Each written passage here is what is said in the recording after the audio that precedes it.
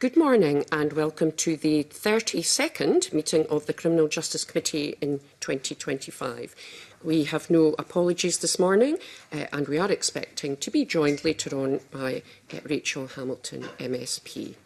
So our first item of business today is to finish our evidence taking on the Prostitution Offences and Support Scotland Bill. So we have one panel of witnesses today and I intend to allow up to 90 minutes for this panel, and I refer members to papers 1 and 2. So I welcome to the meeting Ash Regan, MSP, Member in Charge of the Bill, Maren Schroeder, Senior Researcher, and Anna MacLeod, Parliamentary Assistant at the Office of Ash Regan MSP. So warm welcome to you all, and before we start, can I remind everyone to please be as succinct as possible in your questions and responses. So I'll now invite Ash Regan to make a short opening statement and then we'll move to questions. Ms Regan. Thank you, Convener, and I'd like to put on record my thanks to the committee for the scrutiny that they have undertaken on this bill. And I've listened very carefully to every witness and to every submission that's been made, and no voice has been ignored. And I welcome the Minister's clear statement that the Scottish Government strongly support the principle of legislating the criminalised purchase of sex. And this is a significant moment for the Government over a decade on from the Equally Safe strategy, and for the public whose views now firmly align with the principle at the heart of this bill. I'd also like to thank the Law Society, the COPFS and all the stakeholders that I've had engagement with for their constructive support and engagement, and I remain fully committed to working with the committee and Parliament colleagues to amend the bill to address the concerns that have been raised during the Stage 1 scrutiny. Committee scrutiny and consultation have revealed there is substantial common ground, and even those that are opposed to criminalising buyers support the bill's other 3 pillars of decriminalising sellers, the right to support and pardoning previous solicitation offences. Now, tackling prostitution is only complex until we acknowledge the silent presence in every discussion, and that is the sex buyer. Prostitution is not empowerment. It is exploitation. It is violence. And exploitation must never be acceptable in law or society. In 1999, Sweden criminalised the purchase of sex, and it now has the lowest number of women involved in prostitution and the lowest numbers of men buying sex in Europe. And Scotland now has an opportunity to learn from Sweden and the many nations that followed its lead, continuously adapting to counter an ever-shifting global sex industry. The Unbuyable Bill reflects lessons of Operation Begonia and brings forward a clear principle: challenge the root cause, the demand to buy sex. Crown Office has been clear that tackling sex buyers is in the public interest, and many are already known to commit other offences, including rape and domestic abuse. This bill aligns the law with justice, with public expectation, and with current policing practice. Its aim is simple but profound: to place criminal consequences on exploiters while removing criminal barriers that continue to harm the victims, and to support those in prostitution to move on with their lives. This bill can't wait. Against a backdrop of a multi-billion-pound global sex trade that never stops marketing and exploiting, prostitution is driven by demand, and it targets women and children in what is now the world's 3rd largest criminal marketplace after drugs and the arms trade. And trafficking is, of course, a global scourge on humans. And last year, 78% of those identified as trafficked with a sexual element in Scotland by the NRM were female, and 36 of them were children. But these figures are only the tip of the iceberg. I think that vulnerable women and children in Scotland have waited long enough. And as with rape law and domestic abuse law, criminalisation was the right decision, even though it is challenging. And criminalising sex buying is the right decision now, because doing nothing is in itself a decision, one that allows exploitation to continue unhindered. The evidence points to one fundamental question: is prostitution a job like any other? Or is it exploitation of the vulnerable? And I think we already know the answer. So now is the time to act. Sex buyers exploit vulnerability openly in their own words on review sites where women and girls are rated like products. And we know the severe physical and psychological harm that is caused. And we know that those who claim they choose prostitution do not speak for the majority, those who have no choice and have no agency. Buyers will rarely ever ask if a woman is safe, if she is coerced, if she is trafficked, or if she is a child. They only ask, is she available? And that's why the Unbuyable Bill is so necessary and so urgent, because until the law names the sex buyers as a problem, the vulnerable will continue to pay the price. Thank you, Convener. Thank you very much indeed, Ms Regan. And we'll just move straight to questions now. Open up with a couple of broad questions. So the first question relates to last week's session when we had the Minister in, and she set out very clearly her support, the government's support for the policy objective of the bill, but expressed concern about different aspects, such as the workability of the main offence outlined in Section 1, the removal of Section 46 of the Civic Government Scotland Act, and the proposal for quashing past offences. And if you could acknowledged in your opening statement the work that lies ahead. So I wonder if you can maybe respond to those concerns. And can I ask if you've had the opportunity to have any discussions with the government since last week's session in advance of Stage 1 debate? Convener, there's rather a lot in that question. I've counted about 4 different things, so I'll take them in turn. I'll start with the last point. No, in terms of discussion with the government, I haven't spoken to them since last week. I have had a number of meetings with the Minister and her team over the time that I've been developing the bill. I think the most recent of them was some months ago now. I did attempt to get a meeting with the Special Advisor on this about 2 weeks ago, but that meeting didn't take place. So I imagine that the government will want to see, this evidence session, and then I think it would probably be appropriate for me to meet the government again soon after that, because as I think I had a slight opportunity to say last week, I want this bill to work. I think it's very important that we put this bill into law for the reasons I'm sure we'll come on to speak about. And so some of the issues that the government has raised, I think, are reasonable, quashing being the obvious example of that. And so I'll come on to that. So in terms of quashing, the policy intent behind that was that many of the women and girls that are groomed into prostitution and end up with criminal convictions, it can make it very difficult for people to move on in their lives. And I've spoken to a number of women who, over the years, have found this has been a real barrier to them moving on with their lives in a way that they've wanted to. And they felt as if this is hanging over them, and they've needed to disclose it for various purposes like employment and housing, etc. Now, the committee will no doubt understand that because of the changes to disclosure rules in Scotland, that is, and I think the Minister touched on this last week, that's not the same as it used to be. So these convictions will now only remain on someone's record for a year, and then after that they won't be disclosable on level 1 or 2 checks. However, the principle of being criminalised for your own exploitation does remain. And so I think there is a symbolic element to that as well. So the policy intent with the quashing and the repealing was to send a message, and this has been echoed. I don't know if any members of the committee had an opportunity to read the Casey review, which came out, I think it was a couple of months ago now. So that was a review that was ordered by the UK, by the Prime Minister Starmer, into the grooming gangs. And one of the recommendations from that, and I think there was only 12 or 13 recommendations, it was very clear in saying that girls that had been groomed into prostitution should not be criminalised for their own exploitation. So it's a very important principle. So the policy intent was to have an automatic quashing, because I felt that sent out the right message, and I also thought it seemed like the simplest way to do it would be automatic and it would apply across the board. However, I've taken on board very much what's the evidence that's been raised at Stage 1. Maren and I've had a number of meetings now with the Law Society and others to discuss this.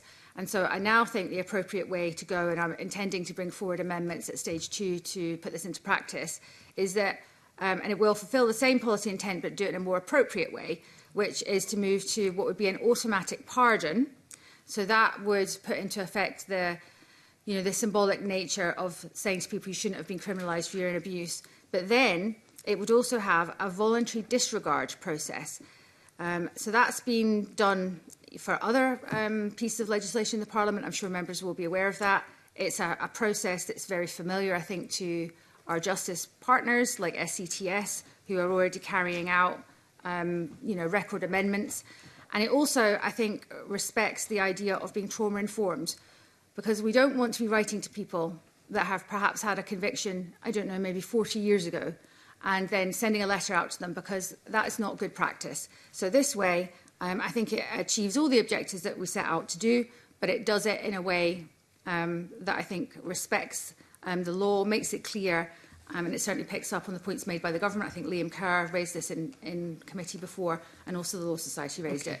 So that's, I think, on those two. Okay. Do you want me to move on to enforcement? If I can maybe just come in, I've got a follow-up question I'd like to ask, and I'm sure that what you've been outlining there will come up in some further questioning. So I wonder if I can maybe just move on to my second question, and that relates specifically to Section 1, the purchase of a sexual act. Now, in his evidence, Detective Superintendent Bertram emphasised the key point around, and I quote, understanding when the crime would be complete, and, I quote, whatever legislation comes in, it needs to be effective for policing.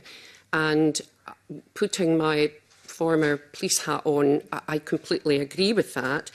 So I look at this from the perspective of, is Section 1 a piece of legislation covering an offence that police officers can use effectively? And I have some concerns about that. So I just wondered if you could talk us through how you envisage Section 1 being complete, if so to speak, in the sort of range of scenarios that is covered in the Section 1 offence. So I suppose what I'm asking is, what sort of threshold of evidence would police officers be expected to obtain in order to prove that an offence was complete? Yes, so I took note of the fact that Police Scotland did raise that in their evidence a few weeks ago. So under the bill, the offence is complete at the point of agreement to pay. So the Sex Act does not have to take place, and obviously that's intentional. And we also have the reasonable inference test as well. So I'd just like to put on the record, because I know that committee members were interested, obviously, in the Irish experience, and I want to put on the record today that this piece of legislation is drafted very differently from the Irish legislation. So that's the first thing to say. So the offence is designed to focus on the buyer's demand behaviour, and so it doesn't require the act to take place before the police can intervene. Now, I was cognisant of some of the evidence that had come forward during the scrutiny of the bill, and I actually requested a meeting with the Lord Advocate to discuss this very point, because I just wanted to be clear in terms of, the drafting of the legislation, and was it appropriate. So in the meeting with Lord Advocate, she confirmed to me there's nothing wrong with the drafting of Section 1 of the bill, and as far as she is concerned, the way that is drafted means that that is enforceable. Thank you for that. Just a very final question, just on the point that you made regarding the crime being complete at the point of payment or evidence of payment or intended payment. I think what's in my mind with regard to that is payment can include transfer through, obviously, bank accounts or online payments, and that's a notoriously difficult proposition for police officers to investigate. So I suppose my question is a practical one. How do you envisage that being enforceable? Yes, so I think the Crown Office's position on this, I think, was interesting in the perspective that they put forward. They were in front of the committee. So Emma Forbes was saying that, this is a type of offending that's carried out behind closed doors, like other types of offending that we have criminalised. These type of offences are slightly more challenging to get a prosecution on, but that doesn't mean that we shouldn't do it. This is a quote, and that the difficulties are insurmountable, because they certainly are not. All of those types of offences are difficult to prove, but no one is suggesting that offences, for instance, in similar crimes like rape or domestic abuse should be repealed. So there are established evidential routes that are already available, and I have had the conversation with the Lord Advocate. I've also had numerous meetings with Police Scotland and other members of COPFS because I thought this was a very important point that had to be explored. So I think I've had at least 2 or possibly 3 just in the last few weeks exploring this further with them. And we have discussed various scenarios, what type of evidence might be used. And it could, just for the committee's information, so it could be things like digital communication, as the conveners mentioned. So that would be things that are showing time, things that are showing what act was requested, what price was agreed upon. So that could involve using payment traces and bank app data. But in the meeting with the Lord Advocate, it was confirmed to me this wouldn't always require extensive digital forensics. It could just be screenshots that would be sufficient. Surveillance can be used where appropriate. Various other types of online intelligence. Obviously, third-party testimony would be a type of evidence that could be well used in this. And buyer admissions. The committee might be surprised to know that sometimes people do admit that they have committed the crime when questioned by the police. Okay, thank you very much. Thank you. I'll move on and bring in Liam Kerr, followed by Katie Clark. Thank you, Convener. Good morning, panel.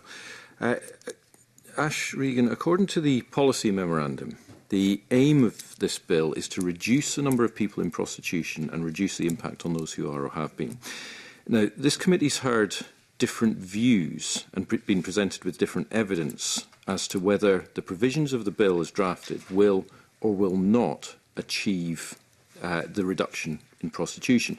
So, Ash Regan, do you maintain that this bill's provisions will achieve the ends as set out in the policy memorandum? And if so, can you help the committee understand why should this committee prefer that line of evidence that we've heard and reject the alternative? I think Mr Kerr's question really cuts to the heart of the issue that the committee are deliberating on at the moment. So the committee has not been, and I want to be very clear on this point, the committee has not been presented with any evidence that the Nordic model does not work that is verifiable. So there has been lots of statistics that have been thrown around. There have been small samples of qualitative interview data presented to the committee. This is not verifiable state-level, government-level research information. Governments and parliaments need to make decisions on policy frameworks and on legislative approaches based on the evidence. And the evidence coming from the countries that have implemented this is that even if you change this law and you don't robustly enforce it, it will have some effect. And we have seen that in Northern Ireland and Ireland. So yes, it's not having the full effect that we might anticipate, but it is having some effect. And I'll go on to how do we judge if it's having a good effect or not. I know that this is concerning to the committee, that you seem to have been presented with almost completely contradictory pieces of evidence. So we are developing in the office a paper that goes through in extreme detail all the evidence that's been given to the committee, and I'm happy to share that with the committee if that will help in the committee's deliberations. So the way that you would decide if the Nordic model is working or not, there's a number of key issues that you would look for. So you would be looking to see what happens to demand. You'd be looking to see what happens to the market size of prostitution. You'd be looking at trafficking inflows, and you'd be looking, I think, at culture, attitudes to buying sex as well. So those are the key things you need to look at. And in order for evidence to be verifiable, you need baseline data and you need to be able to observe trends. So that's why I'm suggesting that much of the evidence that the committee have been presented that looks as if it undermines the Nordic model, in fact doesn't, because it doesn't address those key things. So if we look at Sweden, after the buyers were criminalised, the share of men paying for sex fell by almost half, and Sweden now has one of the smallest population markets in prostitution markets in Europe. So the contrast to that is that we're calling it commercialised systems because there's a bit of debate about whether these systems are regulatory models or decriminalisation models. But those countries, so that would be countries like Germany and the Netherlands, they have some of the largest. So they have the highest numbers of men who are buying sex, they have the largest numbers of women who are into prostitution, so the biggest market size, and they have the largest trafficking inflows into those countries. And I have to say to the committee, and it's disturbing to tell you this, but Scotland, under these measures, sits much closer to countries like Germany and the Netherlands than it does to a country like Sweden. So we might think that our laws on prostitution are, perhaps somewhere in the middle of this model. But from the data that I'm seeing, Scotland is much closer to that model. So I can give you the rates of people in prostitution, and this is by legislative framework. This has been adjusted for population size, so it's comparable. So to give you a starting point, in Sweden, the rates of people in prostitution per 100,000 are between 6.6 and 15 people. Okay? So if we compare that to Germany, by 100,000, it's 185 to 493 people. So I hope the committee can see the difference there. And I can read all the other ones out if you like, but I suspect the convener will not like it if I do. So but just for context and for the committee's information, Scotland, under our current legislative model, per 100,000 is 108 to 144. Now, when I saw those figures, I have to say I was shocked. I think there is definitely a problem here that we need to address in Scotland. Thank you. A similar question then, because the committee has heard differing evidence as to whether criminalising purchases might result in higher risk for those selling sex. And we've heard both sides. On one level, we've heard no, it won't. On another, yes, this will increase the risk. So the question begged then, Ash Regan, is do you think that there will be an increased risk to those selling sex? And if not, why should this committee prefer that line of evidence as opposed to the alternative?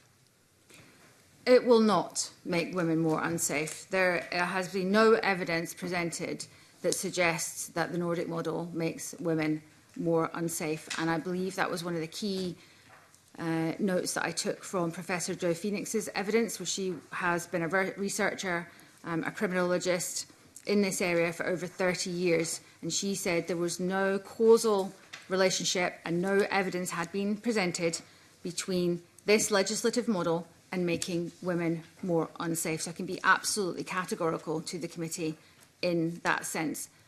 Now, what we've all agreed upon, so this is people who are on my side of the argument here that want to adopt the Nordic or equality model, and also those that suggest we should be pursuing another model. We all agree on one fact. Prostitution is inherently dangerous, it's violent, it's abusive, and it's exploitative. And the reason for that is the behaviour of the buyers or the punters. So that's what makes it unsafe. So what I would put to the committee is that if prostitution is unsafe and dangerous and violent, and I'll give you the murder rates by different country in a minute just to illustrate my point, then the larger your prostitution market in your country, the more women are going to be dragged into that and harmed and possibly murdered. The smaller your prostitution market is, the less women are going to be harmed. So I will not say to you that you can ever make prostitution safe. You can never, ever make prostitution safe. It's violent and abusive. What you can do by using this type of legislative approach is you can shrink that market down as much as possible. And the better you enforce this legislation, the smaller your market will be, as we've seen in countries where they follow robust enforcement. A small follow-up question, if I may, just on because you brought in enforcement at the end. Now, the convener asked an important question, and indeed, Ash Regan, you brought up Northern Ireland and Ireland earlier on. This committee heard evidence from the Crown Office that it is mindful of the challenges experienced by police and prosecutors in those two jurisdictions. Do you accept that enforcement could be problematic? And earlier on in response to the convener, you said, well, this has been drafted differently. Can you help me understand precisely in what way it's been drafted differently if enforcement is going to be different from those jurisdictions?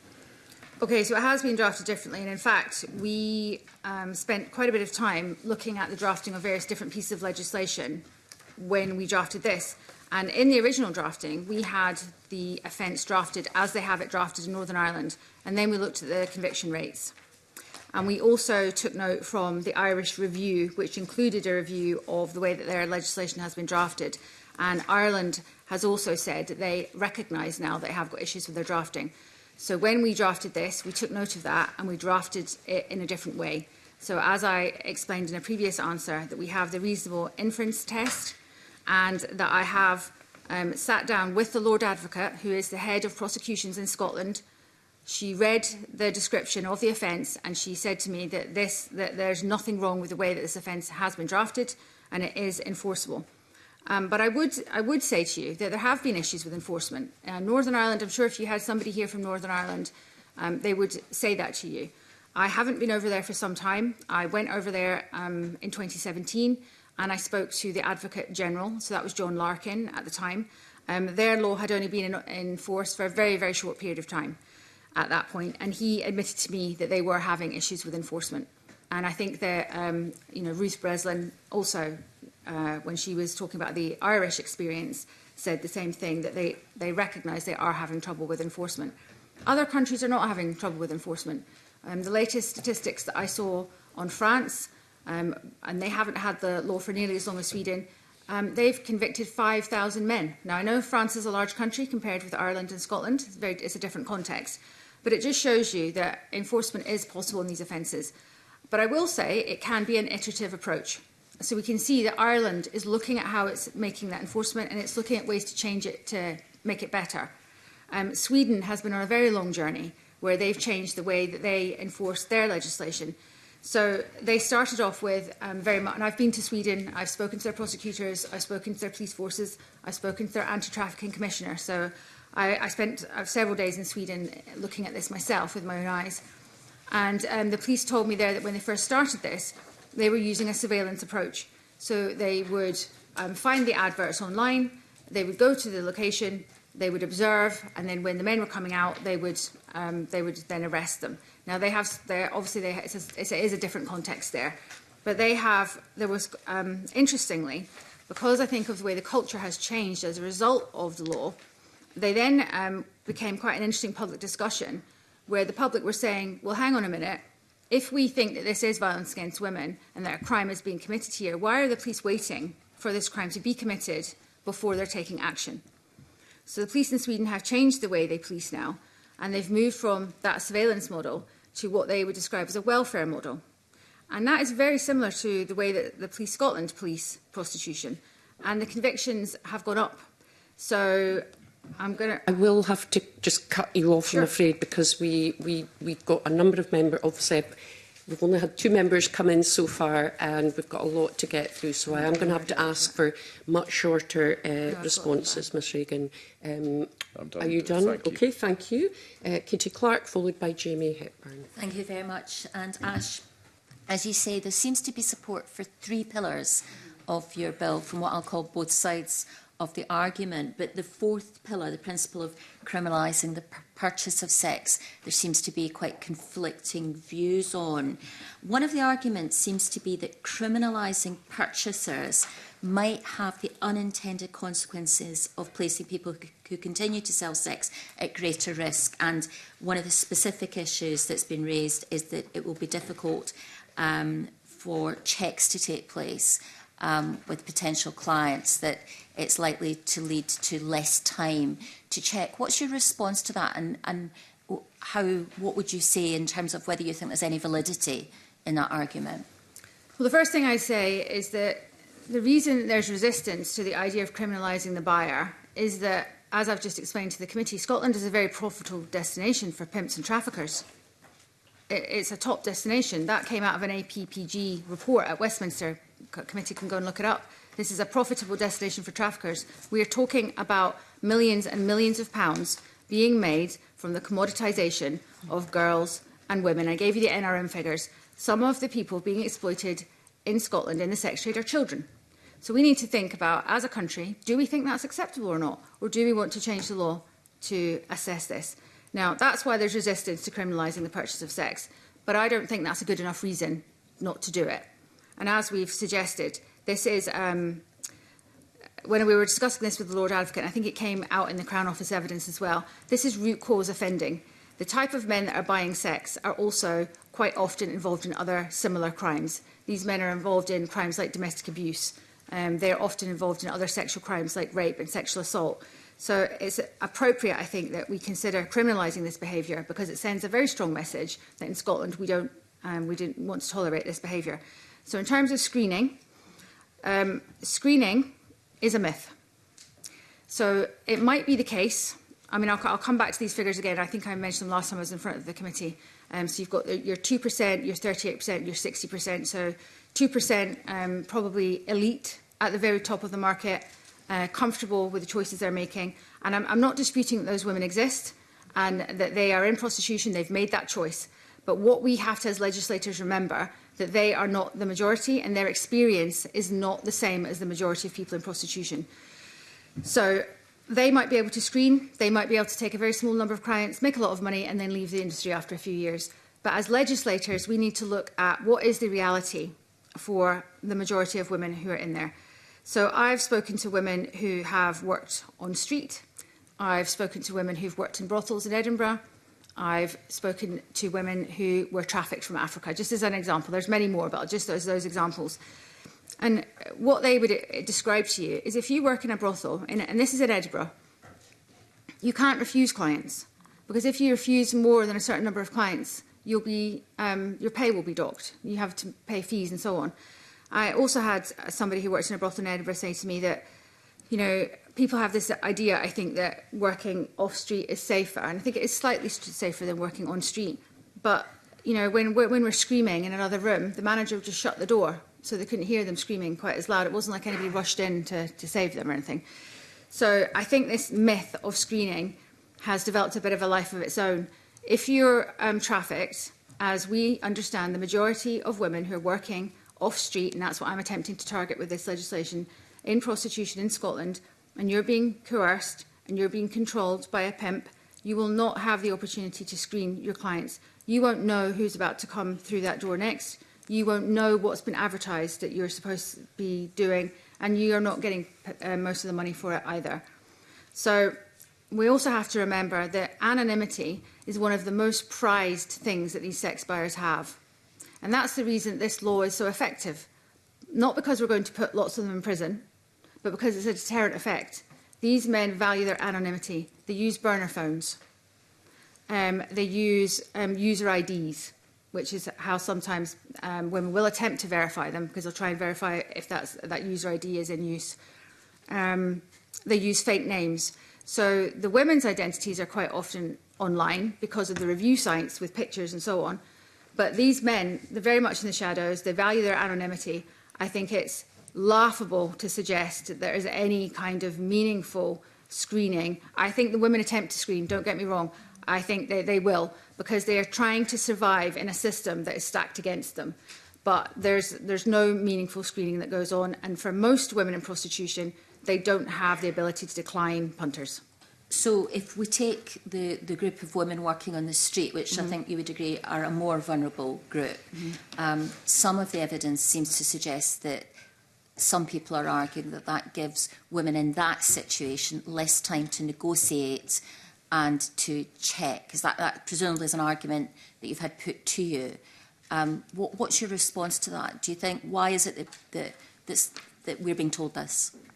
Well, you're being told this because the pimp lobby doesn't want to criminalise demand, because the pimp lobby, pimps and traffickers are making a lot of money in Scotland, and they want to continue to make a lot of money in Scotland. In fact, they would like to make more money in Scotland. So they would like to move to the model that they have in Germany and have the sex trade expand and expand and expand. I would suggest that in Scotland we can see the harms that are going on here.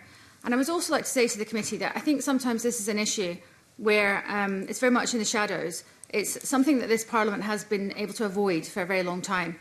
I don't think we should be avoiding this. I know it's difficult to talk about this issue. I think it's difficult to face what is going on here in Scotland. But I can tell you now that not far from here, there will be trafficked women, probably 3 or 4 of them, in an apartment that have been brought here from another country, probably Nigeria or China or Albania. They are being held, they're being coerced, and they will not have a choice over who they see or what they do.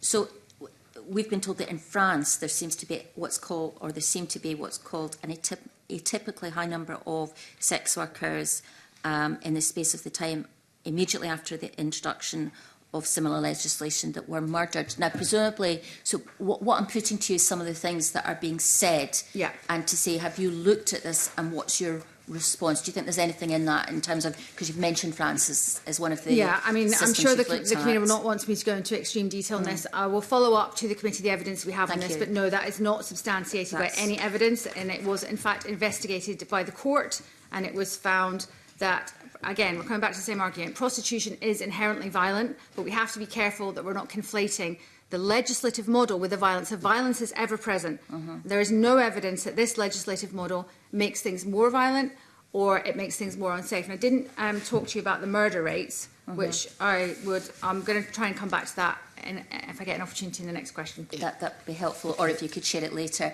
Can I maybe just bring another member? Yes, of course. And then if we've got time, I'll come back to you, Katie Clark. If I can just urge succinct response, just to allow everybody to come in. And so I'll bring in Jamie Hepburn, then Pauline McNeill.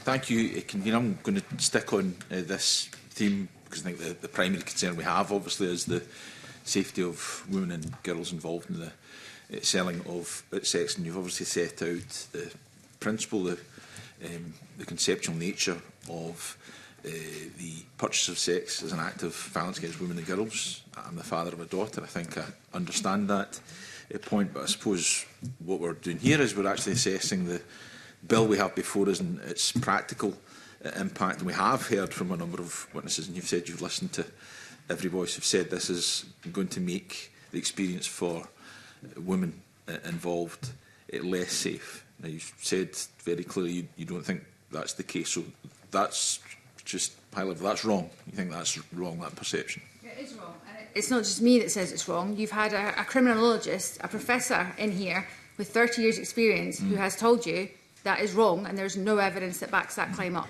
We have also had other academics, and we had the experience, and it's now published a summary of engagement with women who are involved in the selling of... Which study was that? Sex. I'm not referring to a study, I'm talking about our actual practical engagement with those involved in the selling of sex. At the very least, there is a perception that it's going to make the environment less safe. Do you think that's held genuinely, sincerely? I can't speak for what other people may believe to be true. I'm a legislator and I have to go with the facts and the evidence. And the facts and the evidence say that that is not true. But nonetheless, is there a perception? So what are you doing to try and make sure that that perception is minimised, to take care of those concerns through taking forward this bill? Well, hopefully this evidence session will speak to that. I'm trying to do as much engagement with the media as possible, where I'm trying to continue to get this message out. I think the murder rate in various countries by legislative approach might be illustrative in this case. So there have been 180 women involved in prostitution murdered in the UK between 1990 and 2016. The most widely referenced statistic on the risk of homicide faced by women in prostitution concludes they're 18 times more likely to be murdered than a woman of similar age and race who's not in prostitution. That was a US study. 12 of those women who are murdered in prostitution in the UK were murdered in Glasgow or the surrounding areas since 1990. And the murders in Germany, so just to remind the committee again, Germany has a commercial model, so there's no laws preventing prostitution there. So they have I think they have the largest market of prostitution in the whole of Europe. So from 2002 to 2017, 75% of the 86 murders of prostituted women in Germany occurred indoors, many of them in legal brothels. So I just want to put that on the record, that these other models, women are dying, they're being murdered in legal brothels. These are obviously appalling. In Sweden, which changed the law to the Nordic model or the equality model, which is what I'm suggesting here, there have been no murders of women in prostitution. No, we've been sent evidence from the Swedish jurisdiction that would suggest that there's been a substantial reduction. I'm not arguing against it, although we did have something from the Police Service of Northern Ireland that suggested there'd been limited impact of what they've done there. But getting back to the point, and the figures you've set out are obviously appalling. I think any rational person would, of course, understand that. But again, the question is, and you've made this point yourself, and this point was made, I think, our first panel, that even with this legislation, we're never going to be able to make the selling of sex truly safe. It won't make it truly safe. So I suppose the question is, does it make it less safe? Now, I've heard your perspective. You've set it out very clearly, but you've talked about all the stakeholders you've engaged with. When you've been engaging with those who are opposed to your bill, who set out this perspective that it increases the likelihood of being less safe, what have they said when you've been engaging with them? So I've met with National Ugly Mugs, and I had a meeting with them, and they, of course, put that proposal to me, and I asked them to show me the evidence for that, and there isn't any. So, even though there's a perceived concern, you have no concerns whatsoever that this makes it less safe? Because it doesn't make it less safe. So you have no concerns? Okay. Just one very quick question. And then I think Rona Mackay wants to... Because we've obviously one part of the bill, and you have said that there's been widespread support for this, which I recognise around the nature of assistance and support for women who want to leave the selling of sex. But there's not a lot of detail as to what that would constitute. So can you set it out in your mind what that would look like, how it would be provided, how it would be done on an even basis, what the likely cost of that would be? And I think one key question, because we know that the exiting from the sale of sex is not likely to be a linear process for everyone, should it also be available to those who aren't immediately seeking to leave the sale of sex?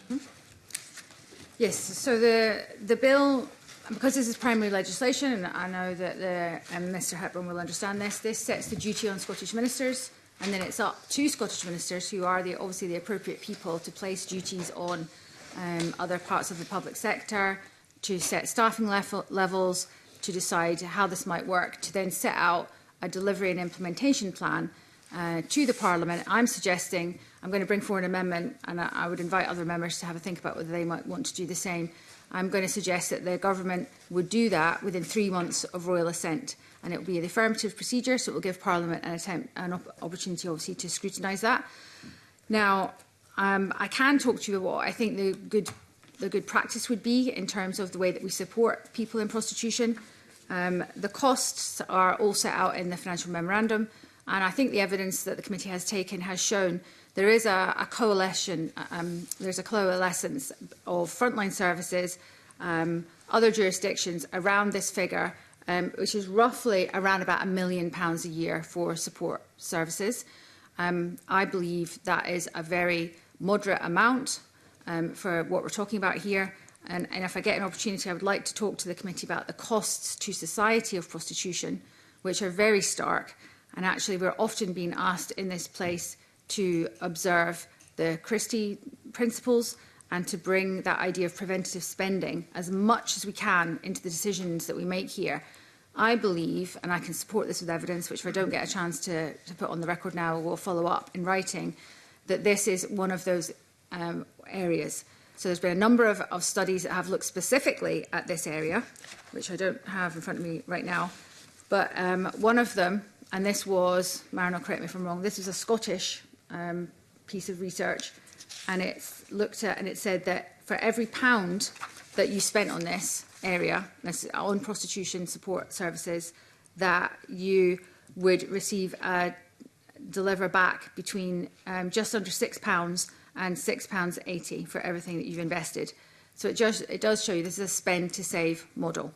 The government at the moment, and they've admitted this themselves in various reviews that they've done, have admitted that it's a very fragmented picture.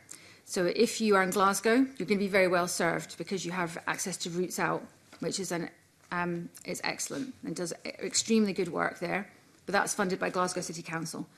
The government is putting a little bit of money into CSE at the moment, but it's only resulting in, we think, somewhere between 3 and 4 posts across the whole of Scotland. So you can see there's very little support available at the moment to those that are in prostitution. So I think we need. I think Diane, one of the I think was it Diane Martin that came from the committee earlier, and she was talking about the need for, you know, linked up to have casework so that you can follow women over time, because you're right. What we know about working with women in prostitution is that it can take a very long time. You know, services might have to engage with them for a very long time before they're ready and able to leave prostitution, and they might come in and out of services. They might come into services, they might disappear for a while, and then they might come back. And I just want to put on the record as well that there is no intention with any of this that anyone who's engaging with these services, or this should be a principle, and I intend to bring forward an amendment to make effect to this, that you would not have to say that you are going to exit. It should not be conditional on any support services in that way. Okay. Thank you. Rona Mackay, very, very brief. Yeah, very brief. And it's just on a point on. earlier about safety. I do have further questions to come. You mentioned a couple of times, Professor Joe Phoenix, regarding safety, and you say about our 30 years experience in this. So I put it to you that in 30 years, the landscape of sex work has changed dramatically, with most of it now happening online. And do you think your bill actually addresses that enough? Do you think there's enough in the bill to actually reflect that change? When you use the term sex work, and that is also a very contested and disputed term, it tends to encompass other things. So I would say it would probably be understood to include things like webcams, it might include things like OnlyFans, it might include porn, so not just prostitution. So I think that it slightly changes the way that we might think of it. And it can also include pimps and managers and so on are also included in that term as sex workers. So I think we just need to be very careful with the terminology that we use. And yeah, the internet has made it much more easy to exploit women. So it used to be the case that prostitution was for the most part on street, and there was obviously a limit to the number of hours that women could be on street and the number of punters that they could see in that environment. The reason that sex trafficking is so profitable now is because of online advertising. So they're able to advertise women to punters who are all over the place, and then the punters can easily find and make appointments to go and see women who are exploited in prostitution in those indoor settings. So it's made it much easier. It hasn't changed the nature of prostitution. Prostitution is still violence against women. Because I know we're short of time. You haven't actually answered my question. Does your bill address that? Of course it does, yes, because the nature of prostitution as gendered violence hasn't changed at all. The fact that women are advertised online is changed. You know, we used to have mostly on-street prostitution, and now we have mostly indoor prostitution. But the nature of prostitution has remained the same. I'd like to move on. Thank you. Pauline McNeill, then Sharon Dowie. Thanks very much, Convener. Good morning.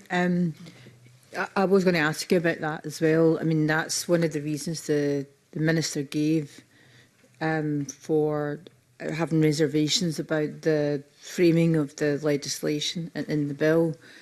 She did specifically say that. I just wondered what you thought she meant by that. I thought she meant proving the offence because you have to be of more specific, Ms McNeill. So I thought you maybe read the evidence of Siobhan Brown last week. I've read. Well, she said specifically it, that was what she did say this. That was one of the reasons why they had concerns was because the sale of sex had moved to online. Well, she said that specifically, so I just wondered, maybe you want to have a look at that. The sale of sex is not online, so I just want to clear that up.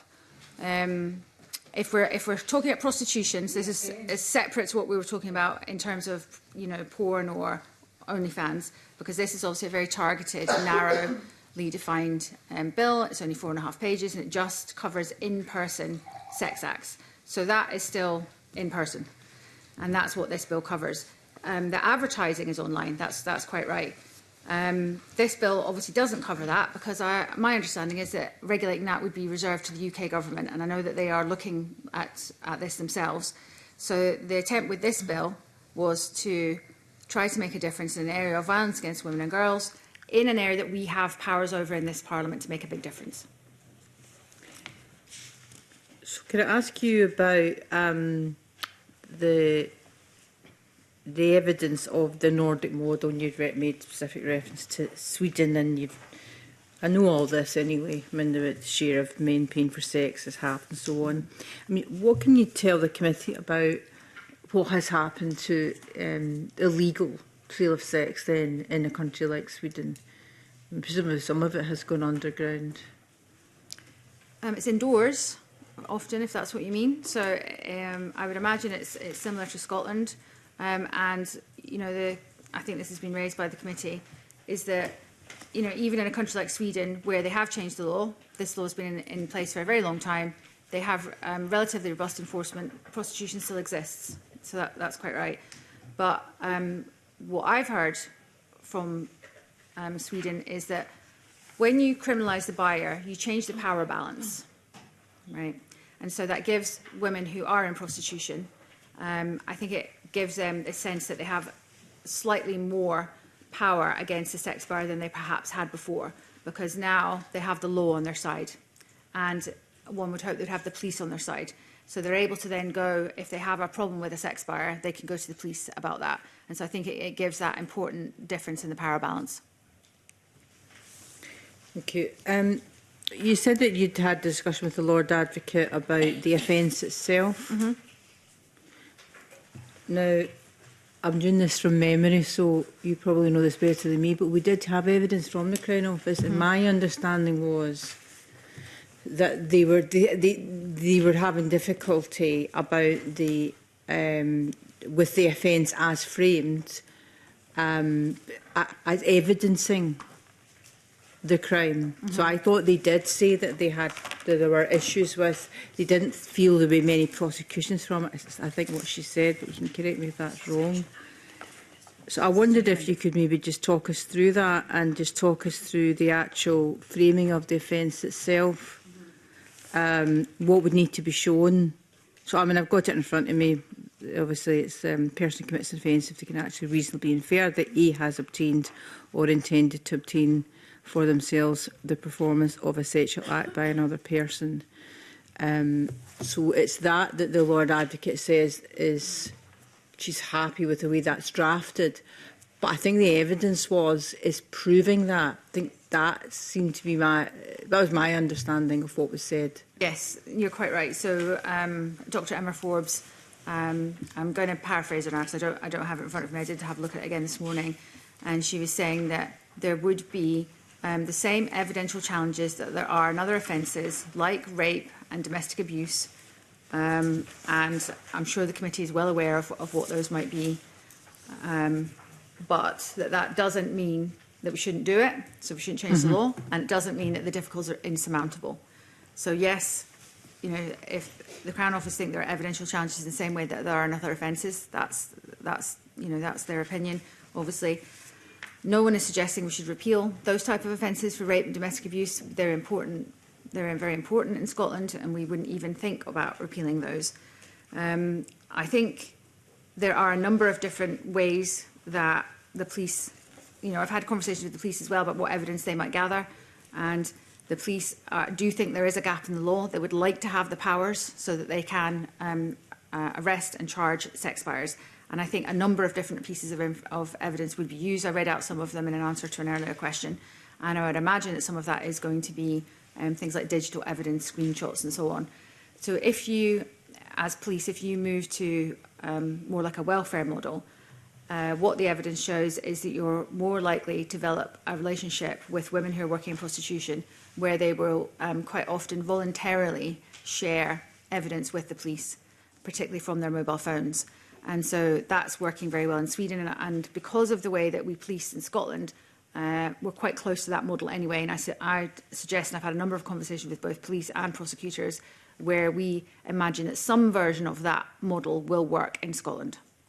And is that accepted by the Crown? Because I think I'm right in saying that they said they didn't think there were many prosecutions.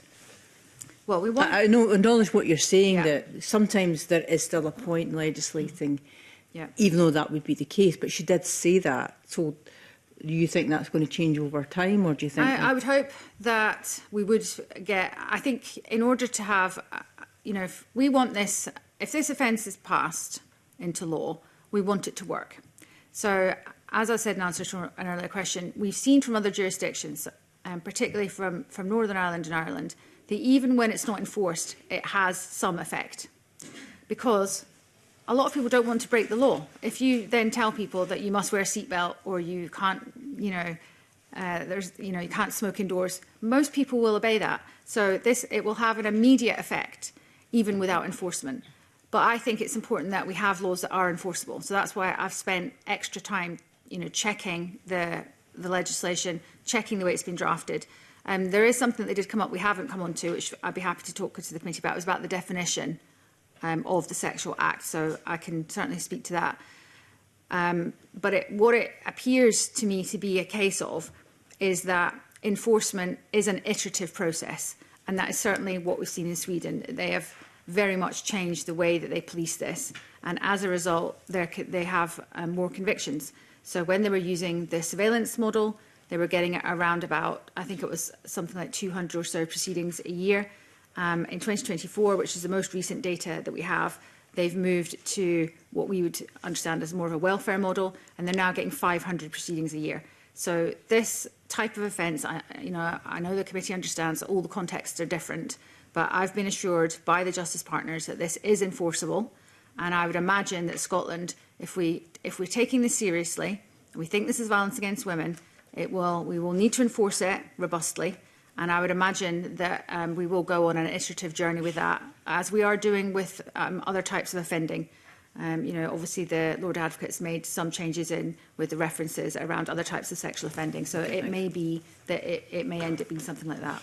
Yeah, just lastly, I'm familiar with the Nordic model. I did host the Swedish prosecutor here about 15 years ago, so I do know what the claims that are being made about it, particularly around human trafficking, so I'm familiar with that. What's your view about, I think that's accepted that some of these models have reduced human trafficking, but did you have any discussions with the national agencies about whether or not the way the law is framed now is a barrier to prosecuting and investigating human trafficking in Scotland? I mean, we have the National Crime Agency, which my understanding has a decent record on identifying and investigating human trafficking. Mm-hmm. Are you saying that the way the law is framed is a barrier, or are you just saying that the model will help to reduce human trafficking? I'm not sure I understand the question. Are you saying the way our current laws on trafficking are drafted, or are you saying the way this particular law is drafted? So Sweden claims to have reduced human trafficking because of the Nordic model. And in Scotland, we obviously have human trafficking as a crime with a national agency, which is responsible and has, to my knowledge, has a decent record. So I'm asking whether or not then we're already reducing, surely, human trafficking in Scotland by what we're doing. Is the way the law is currently framed, is it adding? I mean, it's just a thought, because it's one of the claims that's made about the Nordic model. And I'm saying, well, what is the role of the National Crime Agency? Is there a suggestion that there's a barrier to tackling human trafficking? I would say the trafficking legislation that we have is good. I think the conversations I've had with police is that it can be quite difficult to gather the evidence in those cases as well. But they do, and we have seen some very high-profile convictions on that. Particularly, obviously, there was one in Dundee that was not that long ago, which I'm sure members will be familiar with. They are very painstaking and very involved investigations. And yes, I'm sure that having trafficking legislation, when if you can catch traffickers and then convict them, is a good thing. What I'm suggesting is, though, that what you want to do in your country is you want to have a legislative framework that shrinks demand, because the smaller your prostitution market is, the less profitable it is for traffickers in the first place. So that's what we've seen.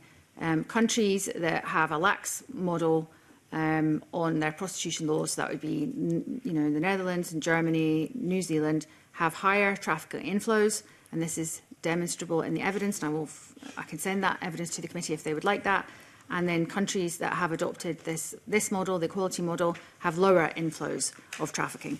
So trafficking legislation is good to be able to convict your traffickers, but if you want to have less trafficking, and I would suggest that we, as a parliament, we do want to have less sex trafficking of women and children, then you want to reduce your market of prostitution. You want to make it as difficult as possible for traffickers. So- And what makes it difficult for traffickers is not so much that they fear arrest. I think that's they would just see that as a possibility in any jurisdiction. What they're looking for is how much money can they make and how fast can they make the money. So the more buyers, the more money. So they're less likely to come to Scotland. Yes, that's what the evidence as a shows. jurisdiction. Okay, thank you Yeah. very much. Okay, thank you. Sharon Dowie, followed by Fulton McGregor. Good morning. Just to go back on some of the previous questions you've had, regardless of what legislation's been brought in various countries, there is still a sex trade. And we've heard from those that are involved in it, that are sex workers, who do have a concern that criminalising the buyer will lead to more violence against them. They say that they won't be able to do safety checks, ID verifications, work would more frequently happen at the location of the buyer's choice. So I know you'd said you'd had discussions earlier on with some of these groups, but can you tell us what the concerns were that were raised by those sex workers? And you'd said earlier that there wasn't any evidence, but they do have genuine concerns. So it's just to see what your thoughts were on their genuine concerns about the unintended consequences of the bill. So I think we've extensively covered the claims about making it more unsafe. I think we've covered screening. I mean, what we've seen in countries where the women, so I think there's agreement across three parts of the bill, and there's the majority of the bill actually, if you are involved in prostitution, is very beneficial because you're going to be decriminalised. You're going to have any convictions that you have are going to be removed from your record, and you're going to be able to access support services. Sorry to pause you just there. It's just specifically on their concerns. I know that you've given some of the other reasons, but it's just specifically, for whatever reasons, some women have said that they choose to be in sex work, and they have concerns over this legislation. So it's just what was the conversation with them and how you were going to address their concerns? Well, this legislation will shrink the market of prostitution. It's not making any judgment on whether any individual woman wants to stay in prostitution or not. That obviously is a decision for them and them alone to make. What I'm suggesting is that we legislate based on the majority of women who are in prostitution. And what we can say in jurisdictions that have adopted this model is that the relationship between the women who are in prostitution and the police improves.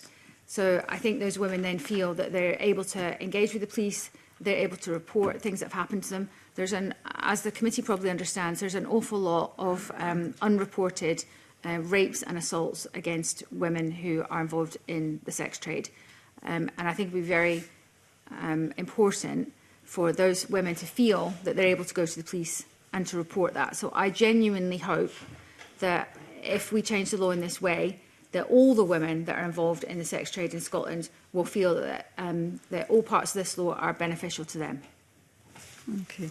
In relation to indoor prosecution, the Crown Office have also said that people involved in prostitution may be required to give evidence to prove the offence. So what are your views on this?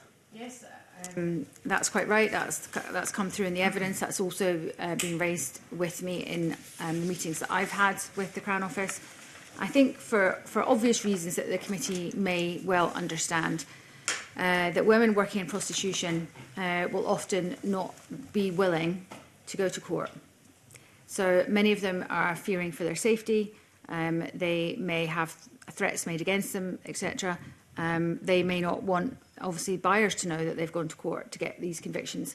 So my view would be that I think it would be good if we could get as many convictions as possible without relying on the women's evidence. And I believe that can be done, but I also accept that there will be occasions where the women will need to give their testimony. And I suppose that brings it back to the previous ones. So there are people who choose to be sex workers who have got concerns about safety, and they will not choose to give evidence against a buyer. So how will this bill get more prosecutions? They may well decide to do that. You know, if they have a client, a punter, and the punter commits an assault against them, they may want to go and report that to police, as I believe they should do, and they should feel able to do that, and they should feel that the police will support them in making that complaint. And I have acknowledged already in front of the committee that there are a small minority, and the research puts this at about 2% of those that are involved in prostitution that have chosen that. They would, I'm sure, would come here and tell you that that's their choice and that they feel they can manage the risks against them. No one is saying that we don't acknowledge that that is the case. We do. What I'm saying, what I'm concerned with, is I'm concerned with the majority of people in prostitution. So that is the people that, the women and girls that have been trafficked in here from other countries who have no control over what has been done to them, who will leave prostitution probably infected with an STD. They probably might have irreversible damage to their bodies, including damage to their eyesight. I can go into details to the committee as why that might be the case. They may be incontinent, they're traumatised to the rates. The studies have shown that they have rates of complex PTSD, which is at about 70%, which is higher than combat veterans and victims of state torture.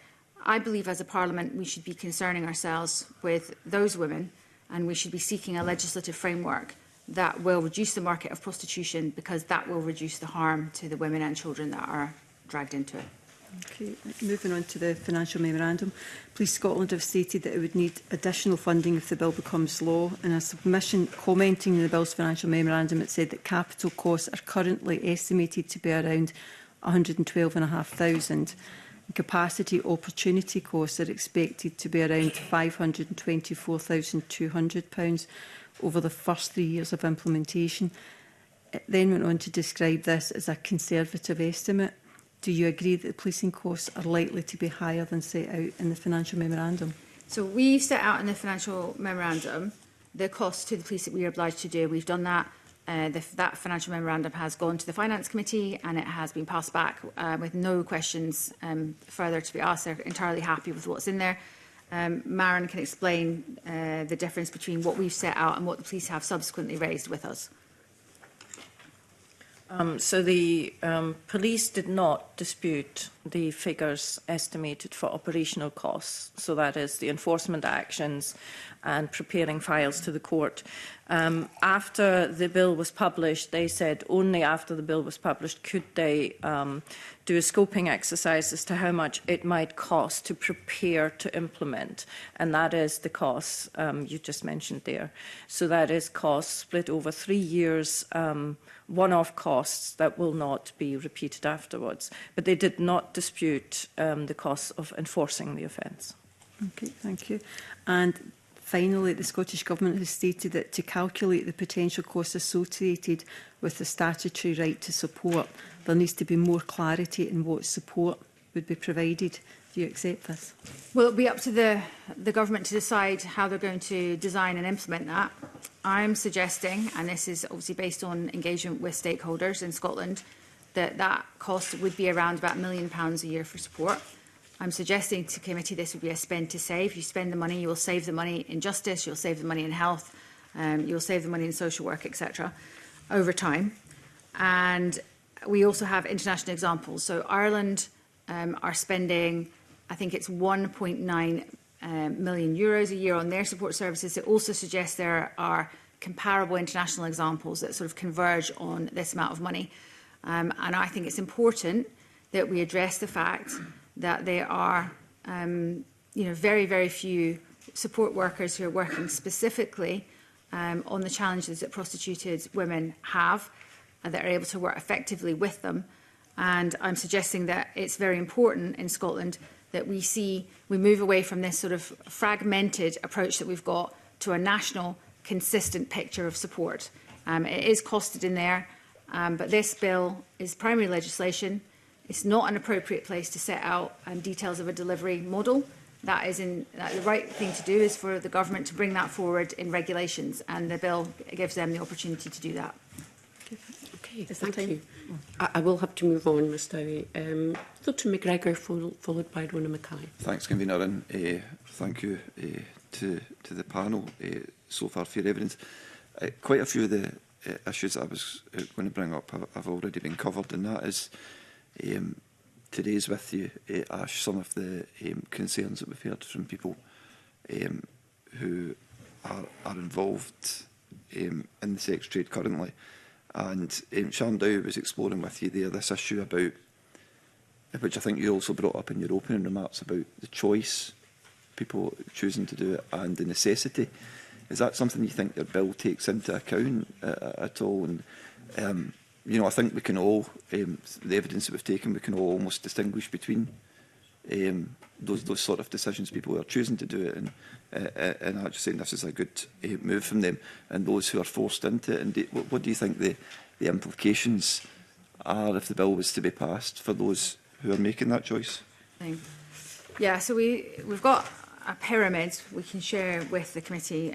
Maren or Anna's going to find it for me in a minute. I can show you. And it basically shows the distribution of women. And I keep saying women, and the committee will forgive me for doing that. It's because there are men and boys involved in prostitution. I just want to acknowledge that is the case. But women and girls amount for 96% of the people that are exploited in prostitution, such as a shorthand to use women. So we have this pyramid here, which I can share with the committee. So it covers some of the figures I've said to the committee already. So you've got 2% right at the top of the pyramid. So they're the sexually exploited elite.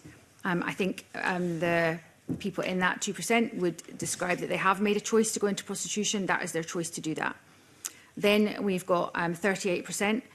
So we would then start to see the choices and agency of the people in this group reducing quite dramatically. So they're forced into prostitution by things like inequality, by poverty, racism, sexism, lack of opportunity, etc.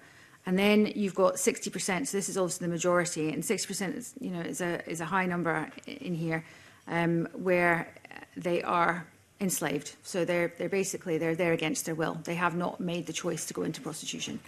And we know that sex buyers quite often will report on the punters' sites that they suspected that somebody was trafficked, but they didn't do anything about it, and they carried on with the transaction anyway.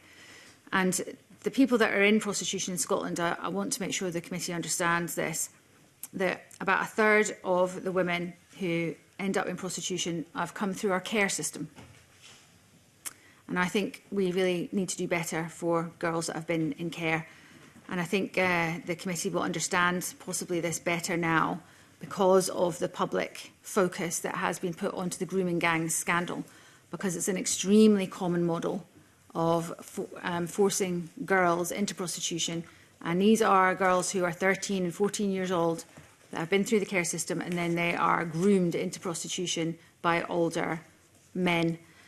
A quarter to one third were sexually abused as children or entered prostitution under the age of 18. So I think we can assume that those women and girls did not make a choice to be there, and that trauma, addiction and mental health problems are the norm. So in this study, about 80% were reporting mental health issues, and a half to 4/5 had substance abuse problems. Homelessness and poverty are major drivers, which is why I'm suggesting that part of our support model would include advocacy to mainstream services, because that's a very good model of doing that. 50% of them grew up in poverty, and trafficking is very, very significant. Unfortunately, our figures on trafficking, I believe, are not accurate because, as the committee will probably understand, because most of this is indoors, I think we don't have a good understanding of the true nature and scale of sex trafficking victims in Scotland. This study had at around about 36 to 39%. I would suggest the numbers are much, much higher than that. And I had a conversation with the UK's Anti-Slavery Commissioner a couple of weeks ago, and she agreed with me that she thinks these numbers are just the tip of the iceberg. So I would suggest to the committee that these women and girls are worth more than a life in prostitution and what that will do to them. And I would suggest that it's very important that we look at changing the law as a matter of urgency. Thank the member for that answer. One of the other things that we heard was that the people who are currently involved often feel that the services, whether that be police, social work or health services, treat them pretty bad. They almost feel subhuman at times. And there was a feeling, I think this has been expressed by other members, that a fear perhaps that this would become actually worse if the bill was passed. What are your thoughts on that, and is there any evidence from other countries that would either back that up or disprove that? So if we put in the model that I'm suggesting that we do, and we have a joined up, trauma-informed advocacy into mainstream services and also specialist services for those people that are in prostitution, then I imagine that things will get much better. And the Crown Office and the police, I think, also gave evidence to the committee saying that the support was an important part of it. If you're doing a model of policing where you're doing welfare checks, you need to be able to signpost women to adequate support where they can feel that they're getting help. And you're quite right to mention that quite often women who are involved in prostitution either have difficulty engaging with mainstream services because of fears about if they disclose that they're in prostitution, what might happen to them in terms of accommodation, what might happen to their children, etc. So they often don't want to make that disclosure. So I think that's why it's important that we do spend more money as a country on support services, because a large part of that is advocacy. So it's advocating for women who are in prostitution so that they get housing and financial support, etc. they're entitled to, but they might be afraid to access. We need to make sure people are getting the support that they're entitled to. And I think oftentimes, for the reasons that Mr McGregor set out, that doesn't happen. Okay, thanks. Just one final question, if that's all right, Convener. Obviously, you heard the Minister last week, and I think that she's obviously said that the government are supportive of the general aims of what you're trying to achieve, but they do feel that it's a very big issue, a very complex issue with various different moving plates. And what do you feel of the notion that perhaps your bill isn't the right place to do this just now, but there needs to be another bigger piece of work, perhaps the next parliamentary session? Have you got a view on that? Something that can try and marry up all these different strands? Have you got a thought on that? Well, I do have a thought on that because I used to be the minister in that portfolio, and when I was in government, this very bill, was on the slate to be a government bill. And my actual view on this is that this should be a government bill. I think because of the nature of the fact that I am attempting to legislate against organised crime and pimps and traffickers, I think it might be more appropriate for this to be taken forward by the government rather than by an individual member. But we are where we are. I have been working on this issue for a very long time.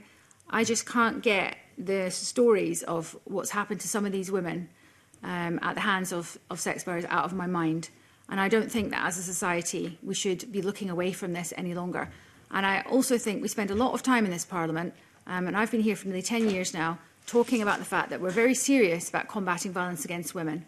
I don't believe this Parliament can look at itself in the mirror, the individual members here, and say that we are serious about combating violence against women if we don't address this. This is violence against women. We must combat it.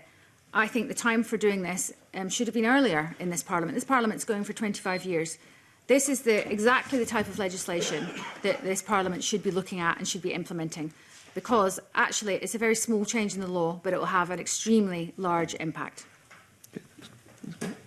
Rona Mackay, and then I'll bring in Rachel Hamilton. Thank you, Convener. Just sort of following on from Fulton McGregor's line of questioning. So this is not a government bill, as you've said, as we know, and the government have said that significant amendments would be needed to this bill, would be required. So do you have an indication of what those amendments might be? Yeah. And would you maybe outline that and what you might be prepared to compromise on? Yes, absolutely.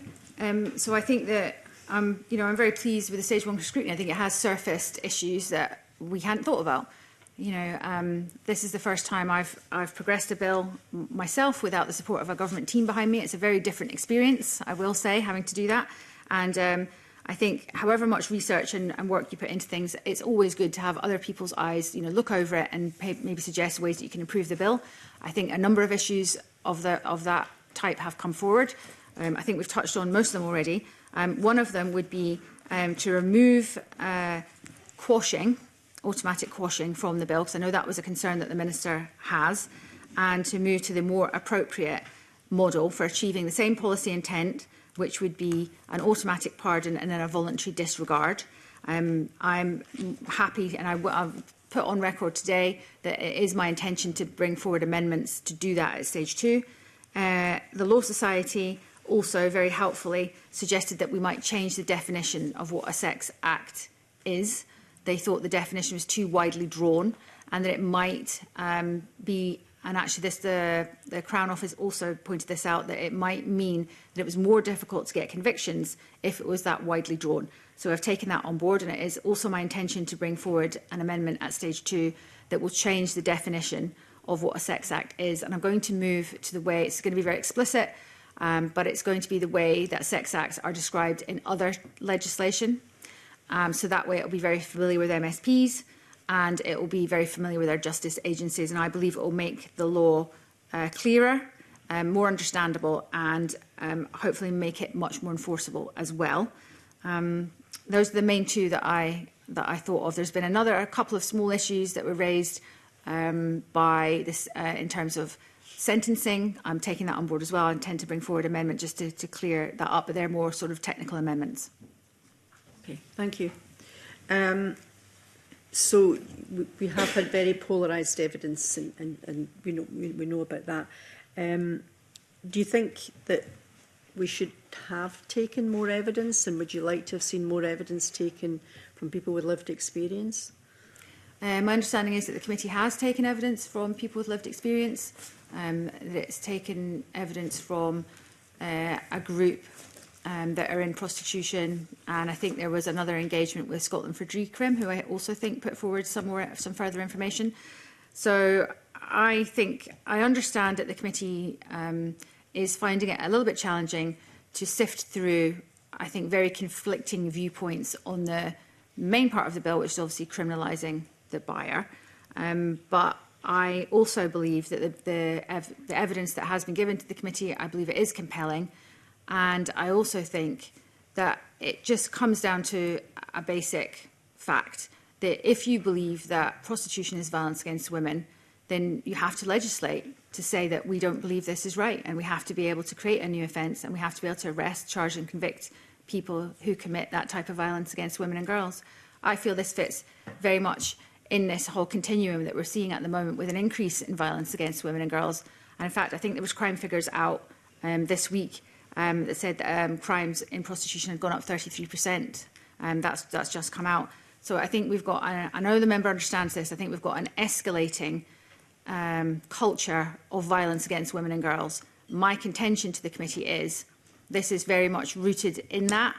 It is addressing some of the same people that are offending in other types of offences against women and girls, and that this is it's a very good place to start in terms of sending a very serious message to Scotland that we value our women and girls, that we don't think trafficking is acceptable, and we don't think that violence against women in any form is acceptable, and prostitution, by the government definition, is violence against women.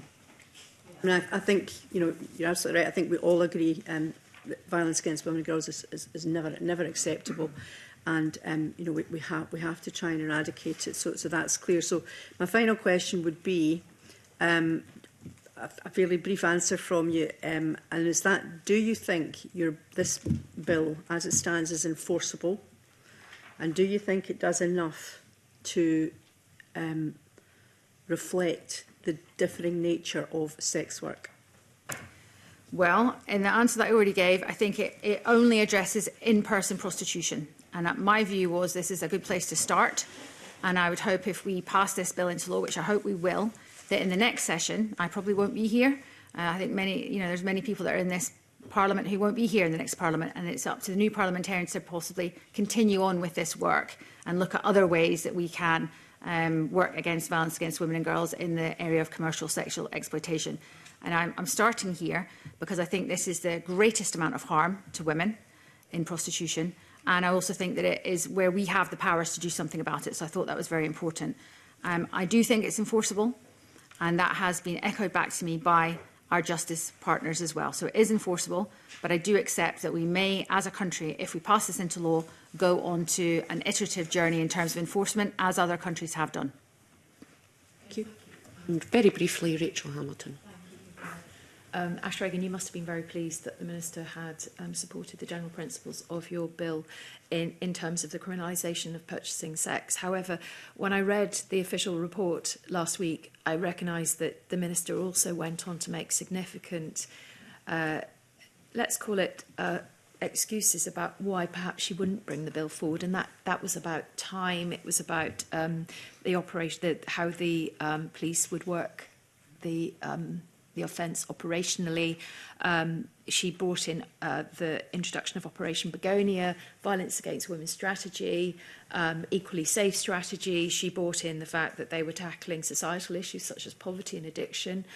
I just wondered whether, whilst the, as you say, the Minister had this on paper ready, you had that when you were a Minister ready on paper, why they just didn't commit to really committing to make women safe and actually work with you to bring forward the bill in the time frame that you have. Yes, the timing is very tight, but as I've said before, I think this bill is so important that I hope the Parliament, will all come together. The committee's playing its part. I'm trying to do my best. I would hope the government would help me to do that as well, because what we're talking about here is women's lives. I want us to get to a position where we're like Sweden, where we don't have 12 women in prostitution in Glasgow murdered over a certain time period, where we don't have any more women in prostitution murdered in Scotland because we've changed the law. So I was very pleased that the government put on record that they support the principles. And I'm happy to work with the government. This is brought up by Ms Mackay's questioning. The government has issues about the bill, and I've put on record that the issues that they've raised, I am intending to bring forward amendments. And I would hope that when they see the amended bill, that they will be able to offer it its full support. Okay, we will have to bring our session to a close now. Thank you very much, Ms Regan, and your colleagues for a helpful evidence session. We will have a short suspension until 10:35 to allow a changeover of witnesses. Thank you.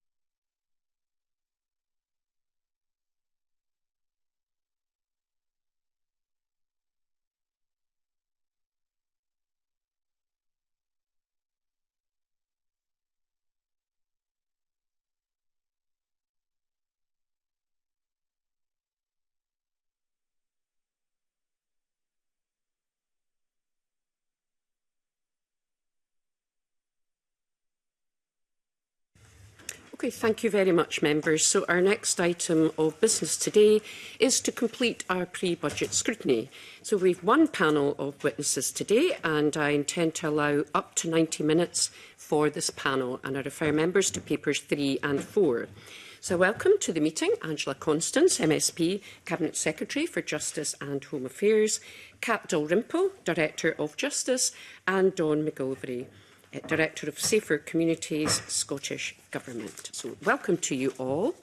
And I now invite the Cabinet Secretary to make a short opening statement. Cabinet Secretary. Good morning to colleagues, and thank you, Convener, for the invitation to take part in Committee's pre-budget scrutiny process and for the opportunity to make a few brief opening remarks.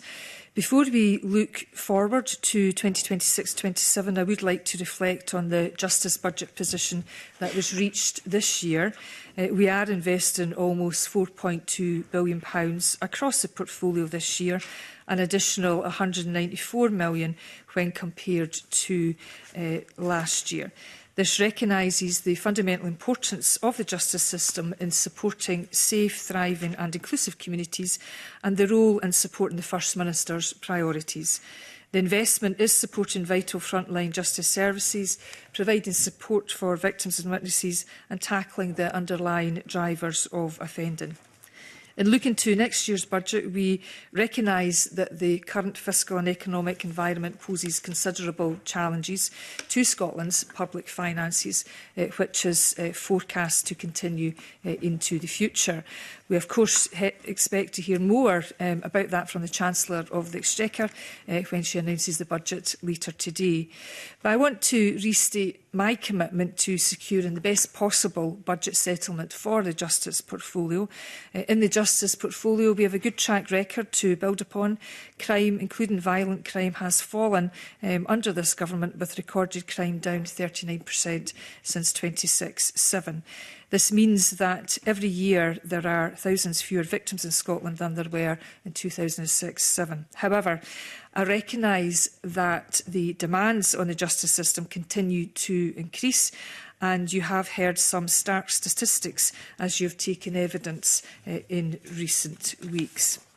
Alongside this, the fire service is experiencing a shift in demand due to climate-related incidents, wildfires and a number of emerging risks. The justice organisations are all considering how best to deal with these additional operational demands in a challenging financial environment. And I recognise the need to continue to support the justice system to reform and innovate, to put it into a more sustainable position, more able to deal with new and increasing demands while continuing to deliver high-quality public services. And as I said, Scotland's justice system has a strong track record of reform and innovation, including police and fire reform. And I will continue to support our public services and will invest across the justice system in 26-27 to prevent crime, reduce reoffending and create safer communities with fewer victims of crime. And I will continue to focus on ensuring victims and witnesses of crime are at the heart of our justice system. And I will, of course, continue to work on delivering the justice vision, the First Minister's priorities and the priorities that are set out in the programme for government, including supporting our frontline organisations to keep people safe, continuing to invest in the prison estate, progressing the next phase of HMP Glasgow, with HMP Highland being on track for completion next year, investing in community justice to continue to expand the use of community interventions and continue to invest in third sector organisations to support and bolster social work services to work with other partners. Supporting initiatives which target prevention and of course the key there is to reduce demand and as I said earlier we'll continue to support victims and witnesses of crime. And I will, of course, Convener, continue to work with our public bodies and my Cabinet colleagues to ensure that we maximise the benefits of our investment while also supporting ongoing reforms and transformation to deliver more effective and efficient justice system. So thank you, Convener, and happy to answer questions. Thank you very much, Cabinet Secretary. So I wonder if I can just kick off our questions by asking my usual opening question, just to get us underway. So, according to the evidence that we've received so far in our budget scrutiny across the main justice partners, a further almost 270 million in resource funding and an extra 134 million in capital is being requested as the bare minimum for 2026 to 27 in order to prevent some of the consequences that we've heard from different bodies such as the police, prisons and fire and rescue service.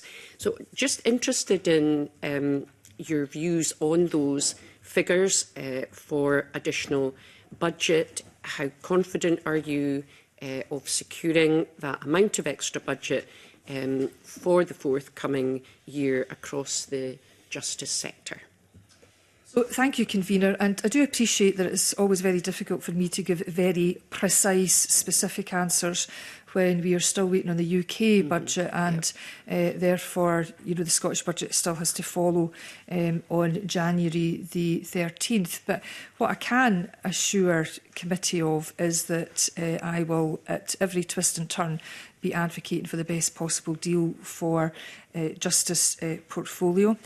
As I have intimated, the economic and financial situation remains exceptionally challenging. Now, unless things change today, we know on previous information from UKG is that the resource budget overall for government is set to increase by 0.5% in real terms, but once you strip out some demand-led obligations, that actually would equate to a real terms cut. Capital remains particularly challenging, and in terms of the information currently available, as I said, it may all change, is that capital will be lower in nominal terms from 26-27 in comparison to 25-26, and could amount to a 2.5% real terms cut. So I can't detract or demur from the challenging position that we are in. I very much hope that the overall numbers flown to Scottish Government as a whole are an improvement, but we'll find out today. The position of the Scottish Government is that we do indeed need to prioritise public services, because that's in the interests of the people we serve and our communities, and it's also about supporting the future and continuing that innovation journey. In terms of more justice-related specifics, we will, of course, continue to work with all our partners and really to understand fully their needs, particularly around changing demands. I mean, one example would be the number of High Court solemn cases that has increased and is set to continue to increase. And while overall recorded crime has fallen, we do see, a change in the nature of crime. I mean, one example of that would be around cyber-related instances. We, of course, want to, scrutinise the information as committee has been. There will be hard choices. I suspect it will be unlikely that I will be able to give everyone everything that they are asking for, and some of the challenges are not helped with, employers' national insurance contributions being one example. But nonetheless, in past years we have managed to give increases in both resource and capital. So if I look at the police authority resource, that went up for this financial year by 4%, capital went up by 16%, Scottish Courts and Tribunal, their resource budget went up by 10%, capital went up by 11%, and there are other examples of that across the piece, so we'll always do our very best. Thank you for that. And I suppose that sets the sort of tone for my next question, which relates to the impact of legislation. So obviously the committee has been scrutinising a range of legislation, including two quite significant bills, the Victims, Witnesses and Justice Reform Bill and the Bail and Release from Custody Bill. I'm just interested in perhaps a wee bit more of an update with regard to the impact of those new pieces of legislation from a budget perspective, and whether or not you plan to, or the government is in a position to implement all of the measures and provisions set out in the Now Acts, or will there be some? Will there need to be some regard to costs, and will that rollout be cost dependent? So, in terms of the here and now, convener, in terms of what I've outlined to committee previously around the phased implementation of the Victims, Witness and Justice Reform Bill, which of course was a massive piece of legislation with some structural and significant reforms. That implementation will start next year. I've previously shared with committee our overall implementation plan. You'll be aware that there is much of the Bail and Release Act already implemented in both Part 1 and Part 2, and the focus on next year will be around the work that's required around through care standards, which obviously requires public engagement. So the plans for implementation in terms of today have not changed, and of course in terms of our budget planning, implementation of legislation is an important feature, as it is also for our partners.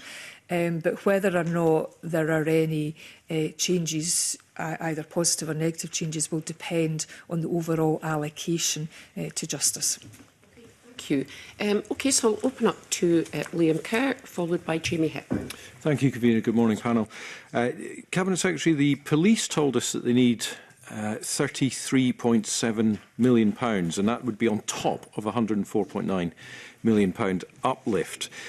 Part of that £33.7 million would go towards funding an additional 600 community officers.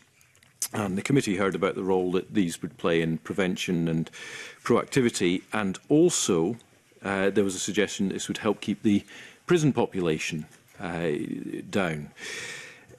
Given the need to reduce the prison population, which Cabinet Secretary and I have discussed many times, as well as the significant challenges with things like antisocial behaviour and retail crime, does the Cabinet Secretary acknowledge that if the budget gives a lesser award than this £33.7 million for the community officers and others, that would compromise the police's ability to do that community policing, and these outcomes would be worse? So, my starting point, Mr Kerr, is a fundamental level value very much the contribution of community policing.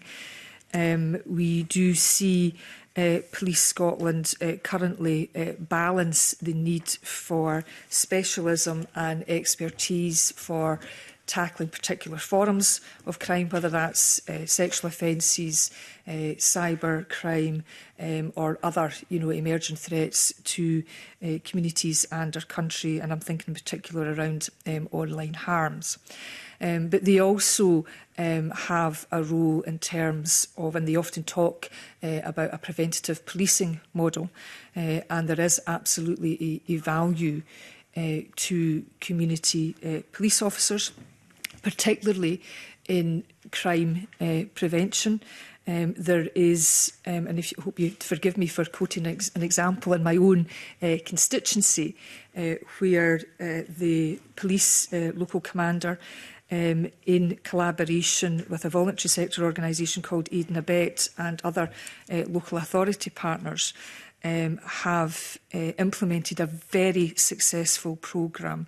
It's called Saving Our Lives, SOL, and it's targeted at young people between that sort of 10, 16-year-old age group around, offending behaviour and antisocial behaviour. And the initial results of that have been, deeply encouraging. So, there are partnership models and initiatives very much focused on prevention that I'm sure it's not only my constituency that is benefiting from that. In terms of additionality, I note that Police Scotland have made a significant ask for additional resource in terms of, covering pay. Very pleased to secure a very positive 2-year pay deal. 87% of Police Scotland's budget goes on pay.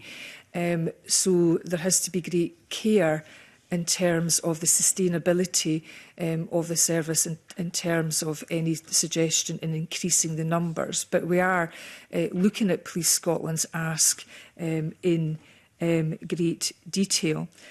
I do note that the Chief Constable has been very successful in moving police officers from mid-office roles to the front line. And I think, if I recall correctly, but I can double-check this figure, that has enabled the equivalent of 500 more officers going to the front line. So I can't give a commitment here and now, because I don't know my allocation and I don't know what the overall Scottish Government's allocation is. But we're looking very seriously at Police Scotland's ask. And if I could just, I suppose, remind colleagues that every year since 2016-17, the police budget has increased, and that has been to stabilise police officer numbers. So, moving on to the capital side of the budget for the police, the Cabinet Secretary rightly talked at the start about the good work that the police and indeed the fire service have done in modernisation and reform. The Chief Constable told us that, with the exception of the fire service, Police Scotland was the only other public sector organisation in Scotland that has seen a reduction in resources since its establishment. So, in terms of the capital budget, Police Scotland say it needs to go up to 93.9 million, and they specifically say that's for fleet systems, policing equipment. If the budget doesn't meet that 93.9 million, is the Cabinet Secretary comfortable that we'd be asking our police to continue that good work without the resources, without the capital to do it? And indeed, that the good modernisation and efficiencies that the Cabinet Secretary rightly referenced might grind to a halt? So Mr Kerr is quite correct to point to the fact that Police Scotland and indeed along with the Scottish Fire and Rescue Service have been exemplars in reform, and indeed the success of their reforms presents a challenge to other parts of the public sector. Those reforms did make significant, very significant savings. Now, that's not savings that now sit in a bank account somewhere. That is savings in terms of resource, that didn't have to be spent. The investment in Police Scotland since its reform, since 2013, is in excess of £14.5 billion. In terms of capital, I am not giving away any state secrets here. It has, for some time, capital budgets have been very, very challenged. We have, of course, had more than a decade of austerity.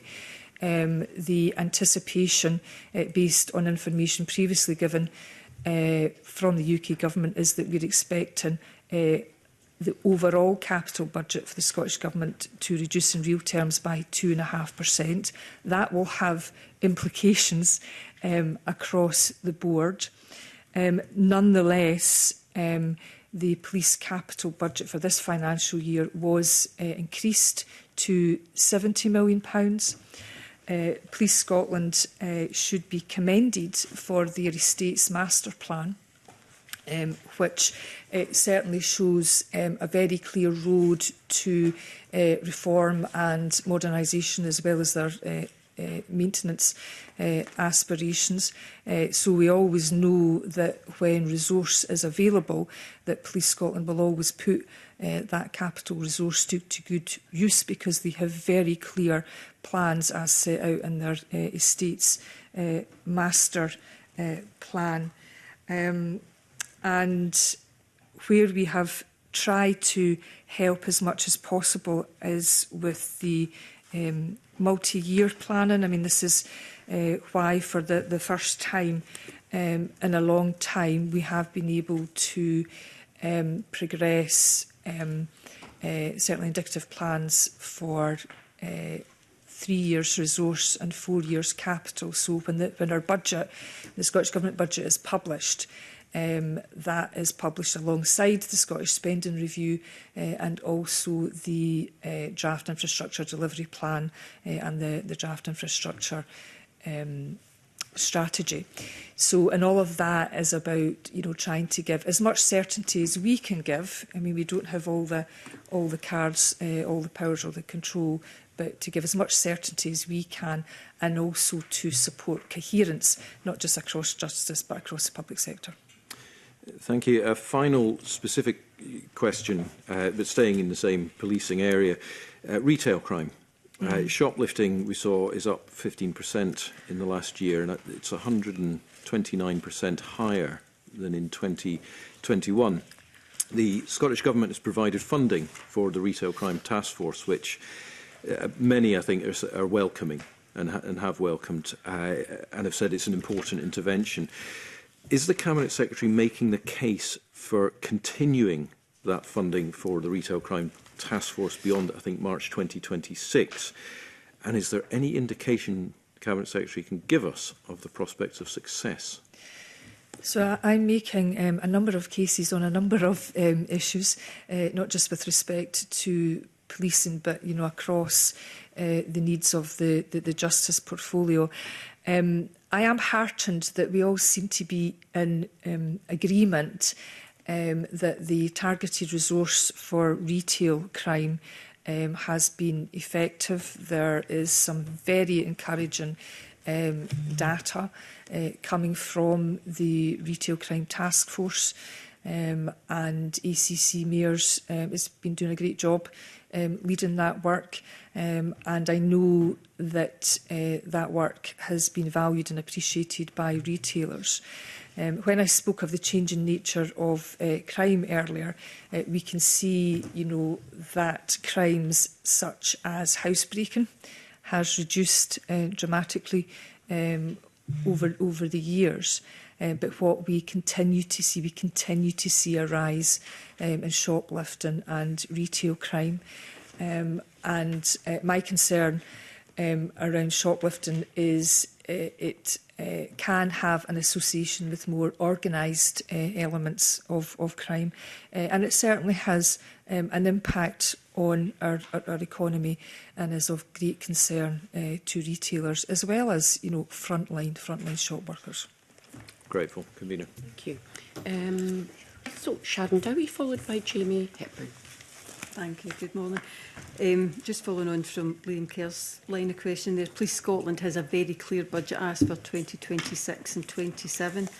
Given the current climate in Police Scotland, we're hearing increasing reports of wait times for 101 calls, non-response for 999 calls, lack of road traffic officers, officers spending a full shift taking those in custody to various police stations due to police stations being closed and the closure of custody suites. So do you believe that the figures that Police Scotland have put forward are sufficient to meet the increasing pressures and complexity of work that the police are dealing with? Well, Ms Dowie, in the same way that committee scrutinises the government and you've been scrutinising justice partners, I also have a role in scrutinising all of the asks, whether that's made by Police Scotland or indeed other justice partners. As I have said, I mean, the situation remains financially very challenging. And, you know, while I will be held to account for the choices that are made within the Justice Portfolio budget, I hope Ms Dowie would concede that in terms of the overall Scottish Government cake, that is not all within our hands. I've been deeply disappointed that the UK Government, as well as the onerous undertaking that they've put across the public sector, including policing on the tax for jobs in terms of employers' national insurance contribution, they have not stumped up for the VIP visits that we had in Scotland over the summer, and that's to the tune of £24 million. So I just say that to add to that in terms of the overall resource allocation and capital allocation given to the Scottish Government, that's not all in my gift. And I am candid enough to say to committee that there will be some hard choices. But I respect deeply the professionalism of Police Scotland and the Chief Constable in particular. They work exceptionally hard to innovate, to squeeze out any savings that they can make, because at the end of the day we are all focused on bolstering the front line and frontline policing as much as we can. I think since its inception, Police Scotland have saved much more than it was anticipated, so I would hope that some of that money could maybe come back. And when you're having your conversations with your Cabinet colleagues, recent press has said that the Scottish Government Civil Service Bill has went up quite substantially, so maybe we could save a lot more money in there and maybe allocate that into your portfolio, which would be very appreciative. Well, I suppose it's fair to say, Ms Dowie, that the size and composition of the public sector workforce as a whole is under scrutiny, and there is work being led by the Cabinet Secretary for Finance and her junior minister, Mr McKee, in and around that. What I want to reassure committee of is that in terms of frontline police officers, firefighters, justice social workers, that these are professions, prison officers, all absolutely crucial for public protection. They are in frontline roles, and I can assure committee that there is a different consideration for these positions. So, last question. The committee heard from Police Scotland that for every 25 million less funding than what has been asked for, this will result in the loss of 500 frontline officers. So do you see this as being a realistic issue for the police in 2026-27? So my focus has been to stabilise police officer numbers. That has been a big focus of my budget negotiations in previous years in this portfolio. Police officer numbers have stabilised, and we continue to have more police officers per head of the population in other parts of the UK. And I just say that by way of context in terms of our nearest neighbours and another comparable jurisdiction, and that I want to get the best possible deal for police, for frontline officers and justice as a whole. The comparison is quite hard though, because as Scotland is a rural, has a lot of rural areas, so trying to do the comparison between us and the rest of the UK is slightly... I think I would accept that up to a point. I mean, there are some large rural parts of England as well, and we also have some heavily densely populated urban areas, but nonetheless, our per head of population is, we're like 30 full-time equivalent to 10,000 per head of the population. In England and Wales, it's 24, and I think that's a significant difference. But I understand that our justice partners and indeed politicians will always argue for more, and I'm very respectful of that. Thank you. Thank you. Jamie Hepburn, then Katie Clark. Thank you. Convener Cabinet Secretary, you mentioned the impact of the UK Government's increase to national insurance, employer national insurance contributions. So I wanted to touch on that. We've been told by Police Scotland that this has cost them £25 million this year, the equivalent of 500 officers. Scottish Prison Services, they've got a bill of £5 million. We're still waiting information from the Scottish Courts and Tribunal Service and the Crown Office, Procurator Fiscal Service, but I can only imagine it's a fairly substantial sum as well. So I suppose the first question would be, do you have any figure for the overall cost for the justice portfolio in terms of the impact of that increase? So in terms of action taken by the Scottish Government in terms of the autumn budget revision that members have maybe seen, that we provided funding of £23.9 million. That was provided to the justice portfolio, and the purpose of that was to fund 60% of the additional employers' national insurance contributions. For example, so for the Scottish Police Authority, that was a little over 15 million, Scottish Fire and Rescue Service 3.4 million, Scottish Prison Service 3.3, Courts and Tribunals 1.2, Judiciary 0.5, and other smaller Justice and Home Affairs public bodies, it was 0.3, and that came to the tune of £24 million. But as I said, that's 60% of the additional cost, and that's still a shortfall of £16 million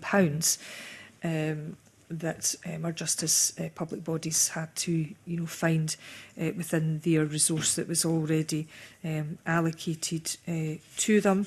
I'm sure Mr Hepburn's familiar of the overall cost to public services in Scotland as a result of what I would term as a job and tax of £700 million. And there's still a shortfall to Scottish public services of £400 million, and there will be pain associated with that. So when you say shortfall, you mean the difference between not met what it costs the public sector and what was provided by the UK Government? So that was a £400 million difference, did you say? Yep.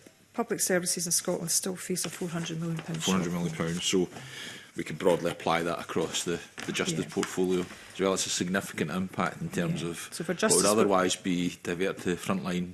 Yeah, so for justice portfolio it would be £16 million. And we are, in terms of the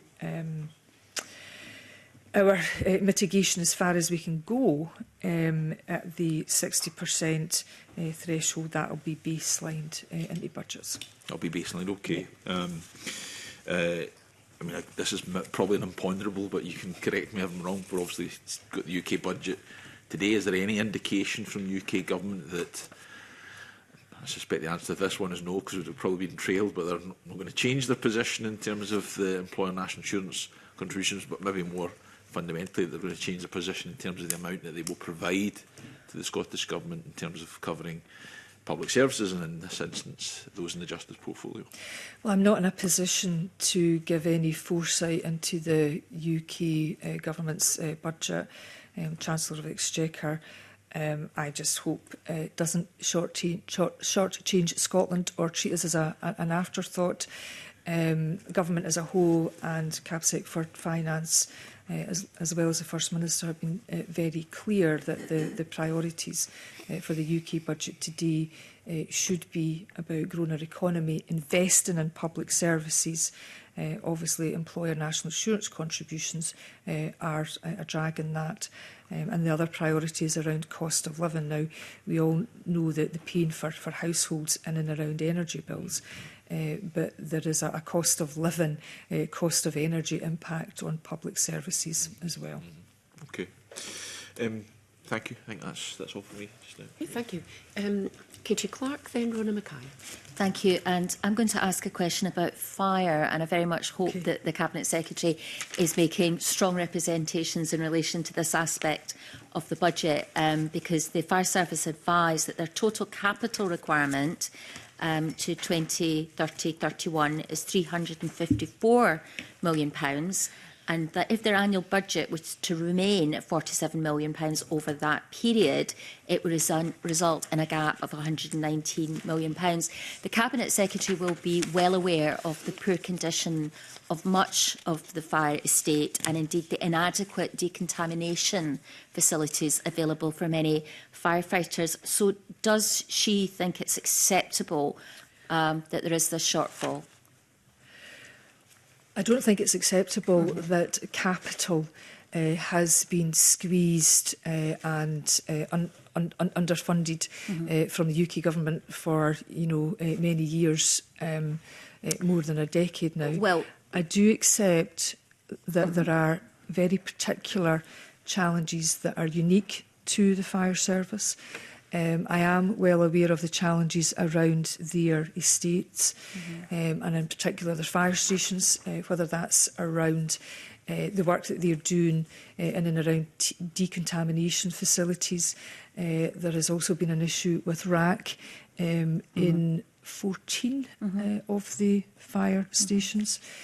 So the challenges, I accept, are very real for the Scottish Fire and Rescue Service, and we all want to see an improvement in those facilities, not least for the dignity at work for their employees and frontline firefighters. We have increased the fire capital budget last year by 9%. As I said, I will want to do my best by all justice partners, but certainly the increase to capital for the fire service was not insignificant. Like police, they do have a good longer term plan, so they know what they want to do and what they need to do, and I suppose the bottom line is it will depend on the allocations that come to the justice portfolio. So I can't be specific around how much the capital budget for Scottish Fire and Rescue will increase. I wouldn't expect you to be specific today, but I'm sure the Cabinet Secretary will accept, and we've already heard reference to both police and fire and getting a less good share, if you like, of the cake than maybe other parts of the sector in the past. I'm sure she will accept that the fire service has made considerable savings over recent years, and that I hope that will be something that would be taken into account. If there's time, I'd like to ask a question in relation to funding for alternatives to custody and justice social work. And these obviously are areas that the Cabinet Secretary is very familiar with. We've had written submissions from local authorities, COSLA, Social Work Scotland, highlighting the impact of the increased complexity of their caseloads and the demands that they're facing without any related increases in funding.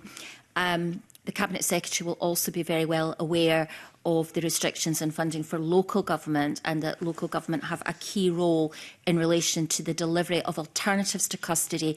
She, I know, agrees with me that we need to do something about the rising prison population. So could she perhaps say a little bit about how we're going to allocate more funding to ensure that both justice social work and the alternatives to custody are properly funded to try and ensure that we're able to provide these as realistic options?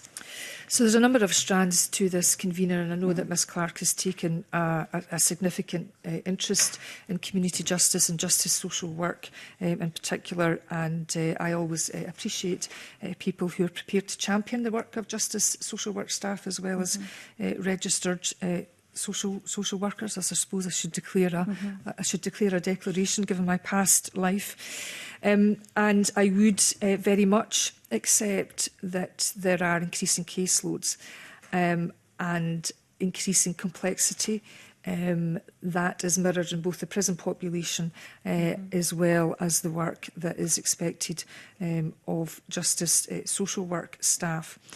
Ms Clark will be familiar that over the past 2 years I have increased justice social work funding by £25 million to £159 million. Now, the useful thing to bear in mind is that none of that £159 million is spent on staff salaries or staff pay. That comes from the overall local government settlement. So the local government settlement has a bearing and is important on me, for me as Justice Secretary, as it will be for other Cabinet Secretaries as well.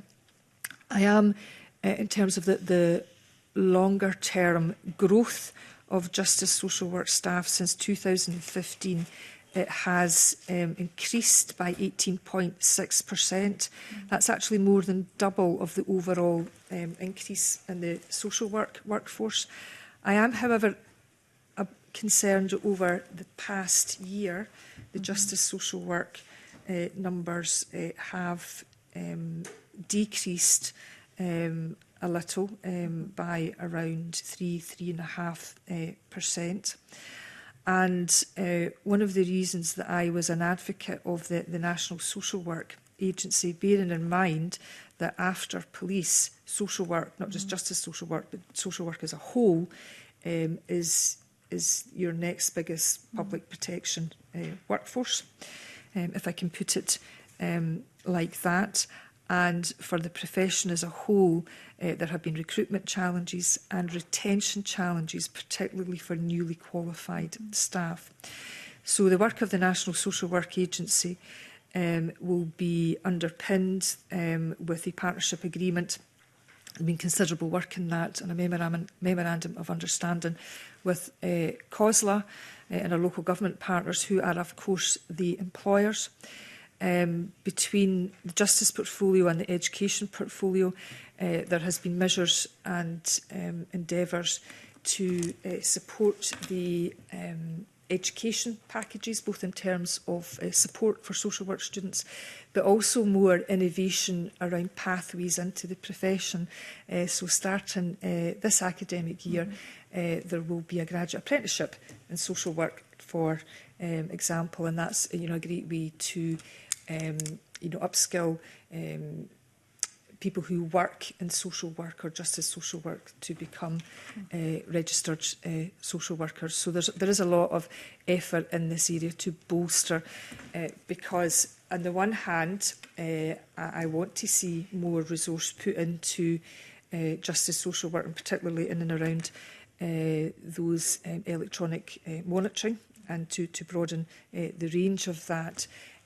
But it's not just about the top line, that the growth in investment needs to be matched by a growth in staff. I know we may have a time problem. Could I just ask a follow-up question in terms of alternatives to custody and the role of local government? Because it does seem that there is a variation of what might be available in different council areas. Fully understand the pressures that local government is under, but I just wonder what the Cabinet Secretary's view was that in terms of availability of alternatives to custody, because we've heard from sheriffs that sometimes they simply don't have faith in those alternatives, and it would be, we've got evidence, through, for example, responses to FOI of, community service, for example, just not happening. Same with electronic monitoring, presumably because of resource problems, even though they've been ordered by the court. So I just wonder what the Cabinet Secretary's view was in terms of the resource implications for ensuring that we have robust alternatives to custody available throughout Scotland. So the people are increasing. The resource is increasing, and my expectation is that when the court orders something, that occurs. But your point about confidence in community disposals and availability is an important one, and that's why I've had a particular focus on community justice. But it is also part of the work of the Sentencing and Penal Commission to really look not just how custody is used, but how community disposals are used. But in short, there is much more work that needs to be done. Well, we can perhaps look at that when we get that report. So thank you. Okay, thank you very much. Rhona Mackay, followed by Pauline McNeill. Thank you, Convener. Good morning, Cabinet Secretary. I wanted to ask you about the rising prison population and the costs incurred in that. Can you confirm that it still costs around £50,000 a year to have someone incarcerated? Yes, and I believe that figure would come from the Scottish Prison Service annual report. It's 52,000 and something. Yeah. And, you know, how does that compare with community justice we've just been discussing and HDCs, etc.? What's the sort of comparison in there? So I can't recall off the top of my head the average cost of a community payback order. But it is obviously, you know, significantly less. I can supply that figure in due course if it's available. But what we know in terms of the evidence about what works is that the reconviction rate for people who have done a community payback order is around 28%. Whereas the reconviction rate for someone who's served a sentence of less than a year is around 52%. And that's why it's important that we, you know, continue to work on the availability of community sentence options and, you know, do whatever we can to increase availability, notwithstanding local decision making, and also to increase that confidence in that. Stark difference there, yeah. Thank you. I'm just going to move on to a different topic now, and it's regarding the need to invest in cyber security. We know that cyber risks are, you know, posing an increasing threat, well, throughout society, not just to the criminal justice sector. Can you maybe set out the work that the government is doing to support the public sector in this, and what plans for further digitisation there may be? The SCTS were very, very firm about the need for modernisation, etc. Is that something that you're viewing as a priority? Yes, and the Scottish Courts and Tribunal Service, Mr Malcolm, I think always speaks very powerfully and narrates, you know, the need for investment in cyber resilience. We also know from recorded crimes by Police Scotland that cyber crimes are around 14,000, and that is much higher. Actually, it's around double from what it was pre-COVID. It was around 7,700 cyber crimes recorded in around 2019. And, you know, there are various actions that Justice Partners have taken. Certainly the Scottish Fire and Rescue Service have had a number of internal audits, structural reviews, and it's all with a view to strengthening their own cyber resilience. More broadly, Police Scotland just earlier this year set up its cyber and fraud unit. And again, that's about that preventative policing model, so that they're more agile and, you know, can coordinate better. And just a few weeks ago, I launched the update to the cyber resilience framework. And that is very focused on not just the public sector, but also the voluntary sector. So the framework for Cyber Resilience Scotland 2025 to 2030 is available for people to consult. And that is covering things like really how we need to encourage people to position cyber risk and assurance as a key leadership priority. Needs to be embedded, resilience needs to be embedded into governance arrangements. That means, you know, supporting boards and leadership and in and around their training. Really hammering home that being ready for an incident is imperative, that there are tools that can be used, that efforts need to be made to secure legacy systems, as well as when new systems are introduced, they need to be secured by design and fault. Exercises, organisations doing exercises in and around that sort of practice run about what to do in event of attacks. We've seen a number of attacks on public services, health boards, local authorities and such like. And the other effort made by the Scottish Government was to establish the Scottish Cyber Coordination Centre.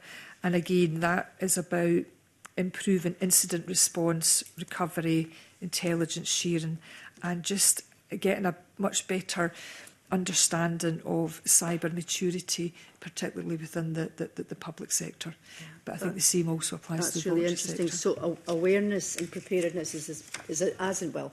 It's important as well as obviously investment. And do you recognise that greater investment or greater digitisation would make for a much more efficient justice system in the long run?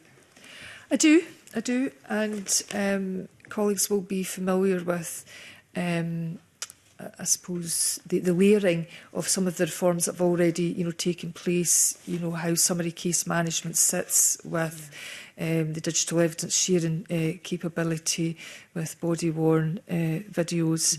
There has been some investment around, thinking about the courts and tribunal system, around the Office of Public Guardians in terms of updating their systems. But yes, I mean, it's not cheap, far from it. But it is a journey that we're all travelling on. Yeah, thank you. Thanks, Convener. Thank you. Pauline McNeill, then Fulton McGregor. Good morning, Cabinet Secretary. So the evidence we've heard so far from various justice organisations, I'll confess I haven't heard such a stark warning. You've read yourself, so Chief Constable says if she doesn't get what she's asked for, she will have to reduce police numbers. Fire and Rescue Service said that if they don't get what they've asked for, they'll have to reduce firefighter numbers. And Scottish courts say if they don't get what they've asked for, there will be further court delays. And alarmingly, the Chief of the Scottish Prison Service, Theresa Meshurst, said that if she doesn't get what she's asked for, that I will not have enough money to run the organisation. So you must be concerned about there being a real crisis in the justice system if the government falls short of the asks of these organisations. So Ms McNeill's right. Some of the evidence has been stark. I don't think anybody would demur from that. And I'm certainly not in the business of reducing police officers' firefight numbers or closing prisons. For the very obvious reasons that we have an overpopulated prison estate as it stands. I do want to continue the progress that has been made with the investments that have been made thus far, particularly around reform and innovation. And I take very seriously all the representations that have been made to me and indeed committee, but there is a reality that I have to temper things with. Will we be able to give everybody everything that they've asked for? That is probably unlikely, but that doesn't mean that we won't be in a position to protect the front line, continue our focus on supporting victims and continue with the journey of reform and innovation. Thank you. Liam Kerr already alluded to this because we've heard it many times that although you've said that since 2016 the police budget has increased, the police will also tell you, and it's it's a recorded fact, £1 billion was taken or saved, if you like, from the creation of Police Scotland. So there isn't an awful lot, notwithstanding what you've had to say to the committee about other ways to reform digitisation and getting our police officers on the front line. I mean, there isn't much more scope for savings, and do you acknowledge the figure that the Chief Constable has given us? She said we've lost 900 police officers since the creation of Police Scotland, and I wondered why that was. So, Liz McNeill has been around Parliament longer than I have, and she'll remember the journey around police and fire reform. And police officers and the fire service and Police Scotland are right to point to the savings that has made, and that there is certainly no duplication within any of these services, and that's why I'm very focused as a minimum in terms of maintaining those frontline numbers. As I said, I'm not in the business of reducing crucial frontline staff that are essential to protect the public. And I also believe that Police Service and the Scottish Fire and Rescue Service are rightly very proud of what they have achieved in their reform programmes. It has assisted with more sustainable services, but that's notwithstanding that demand on those services is changing, and indeed the financial climate has also changed since police and fire reform in 2013. And they rightly challenge other parts of the public sector to look at their reforms and to emulate that reform journey. Yeah, I do remember the centralisation. I didn't think for a minute, to be honest, that we would be sitting here now realising that it's taken £1 billion out the budget.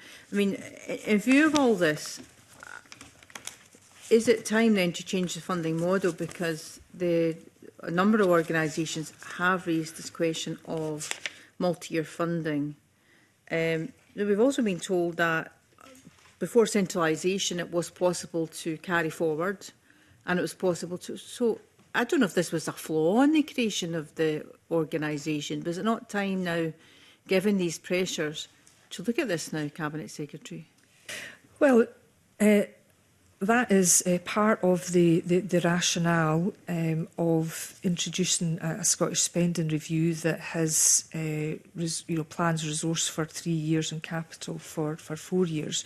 I mean, we do want to give as much certainty to our partners in justice as possible.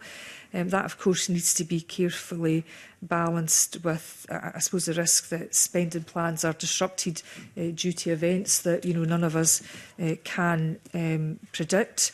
I don't think any of us predicted having to pay, having to stump up £24 million for a international visit over the summer.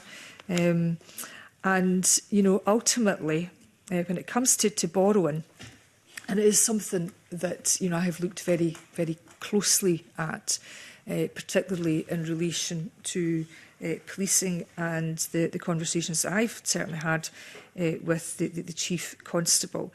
The Scottish Government's ability to borrow is extremely limited. That's not something that I agree with. The government has continued. What you don't skip over my question, which is that they previously had flexibility. I understand certainty, but they had this flexibility before the creation of, and I don't understand why you wouldn't be interested to build that back into the funding model, notwithstanding some of it isn't always some of it is. But in terms of the here and now, the borrowing limits set on the Scottish Government by the UK Government are a real constraint. But more specific to justice is that even if Police Scotland were to borrow, that has to be covered by the justice portfolio.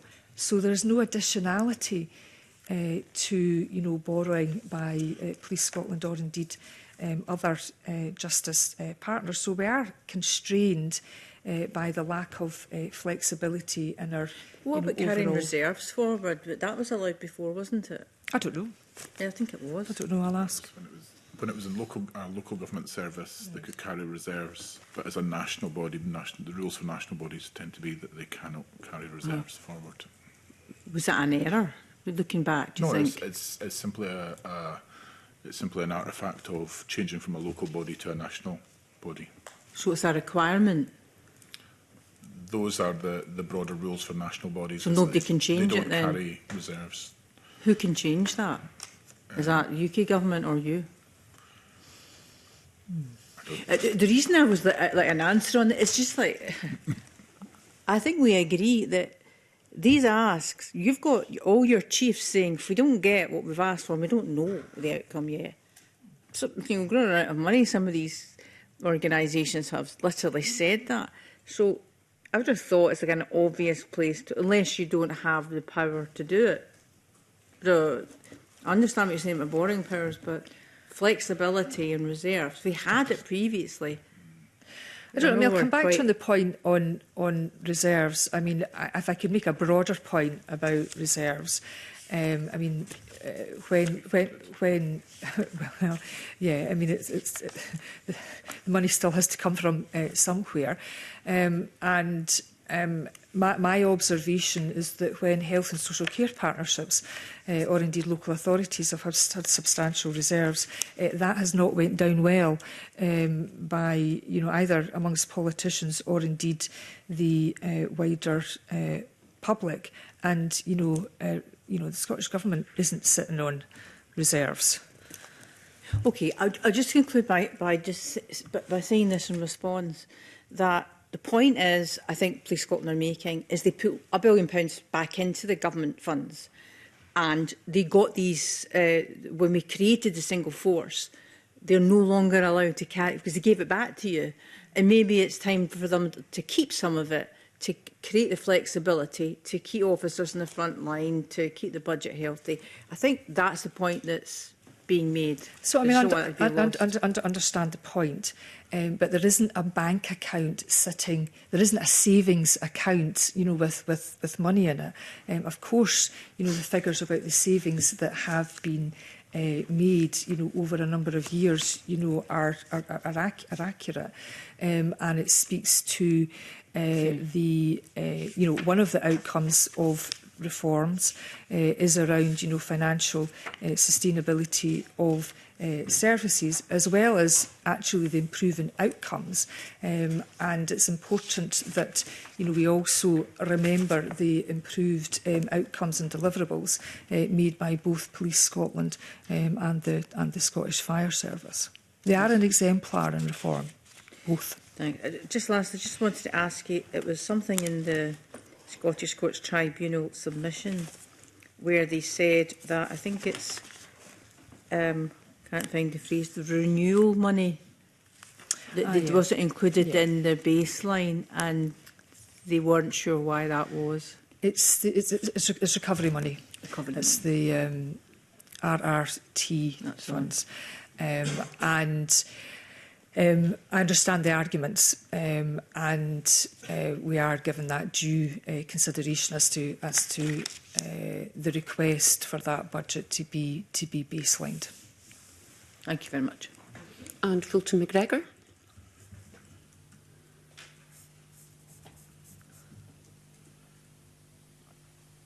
Thank you very much, Convener, and good morning to the Cabinet Secretary and panel. My apologies again to committee members. I think I spoke to most of you, but having to move to remote from the last session.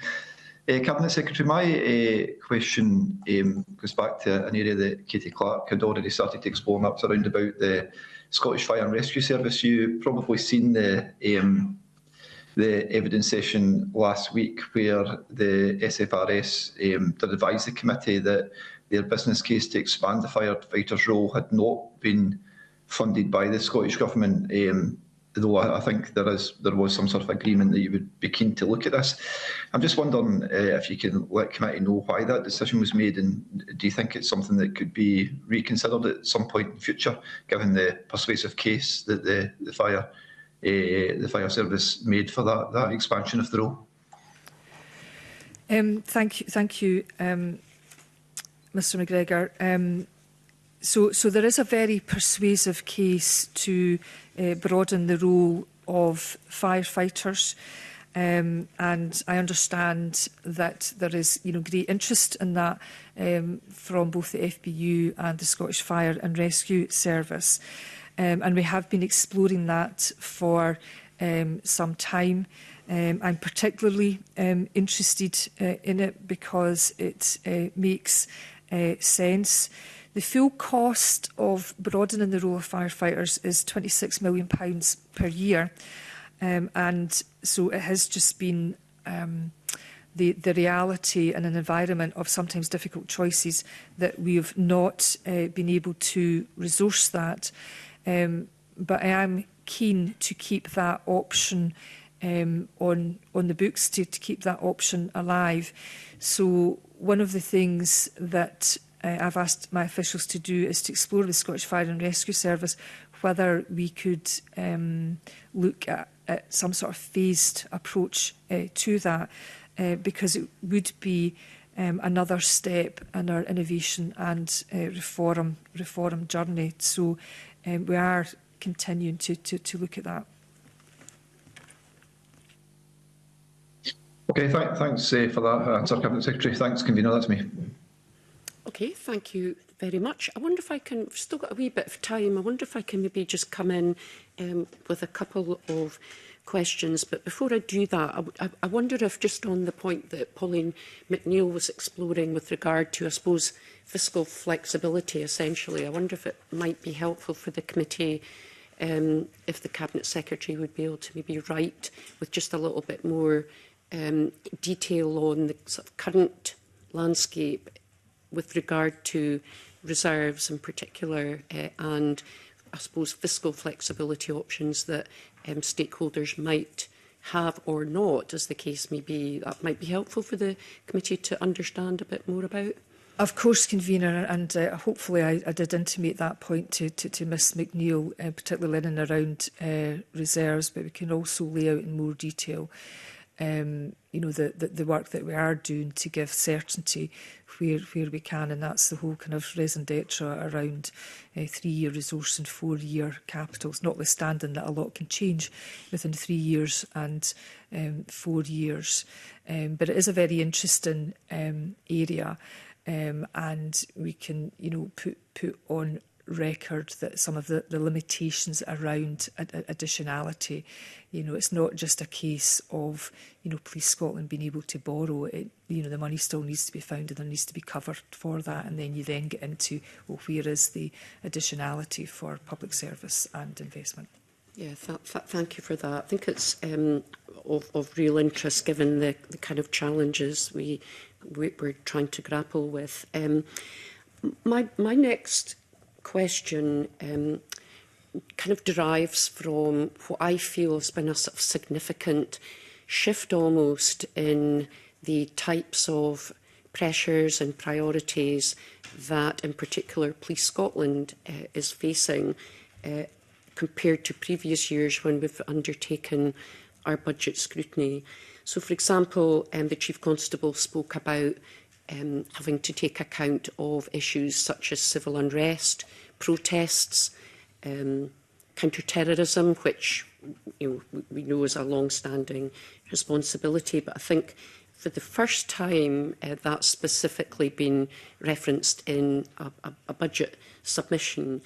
In addition, major events, including presidential visits at relatively short notice. So a really sort of shifting picture of priorities that Police Scotland and other services are dealing with.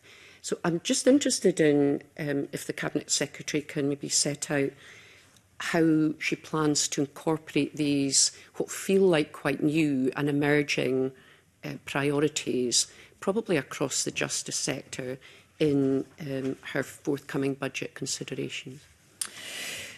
So in very broad terms, I agree with that narration. So, you know, we live in a country where people have the right to protest. And, you know, I, for one, will always protect people's rights to peaceful protest. But we are seeing more protests than before. And, you know, every weekend there will be, you know, several protests or counter-protests in, you know, not just all of our major cities, but in, you know, some of our towns and smaller conurbations as well.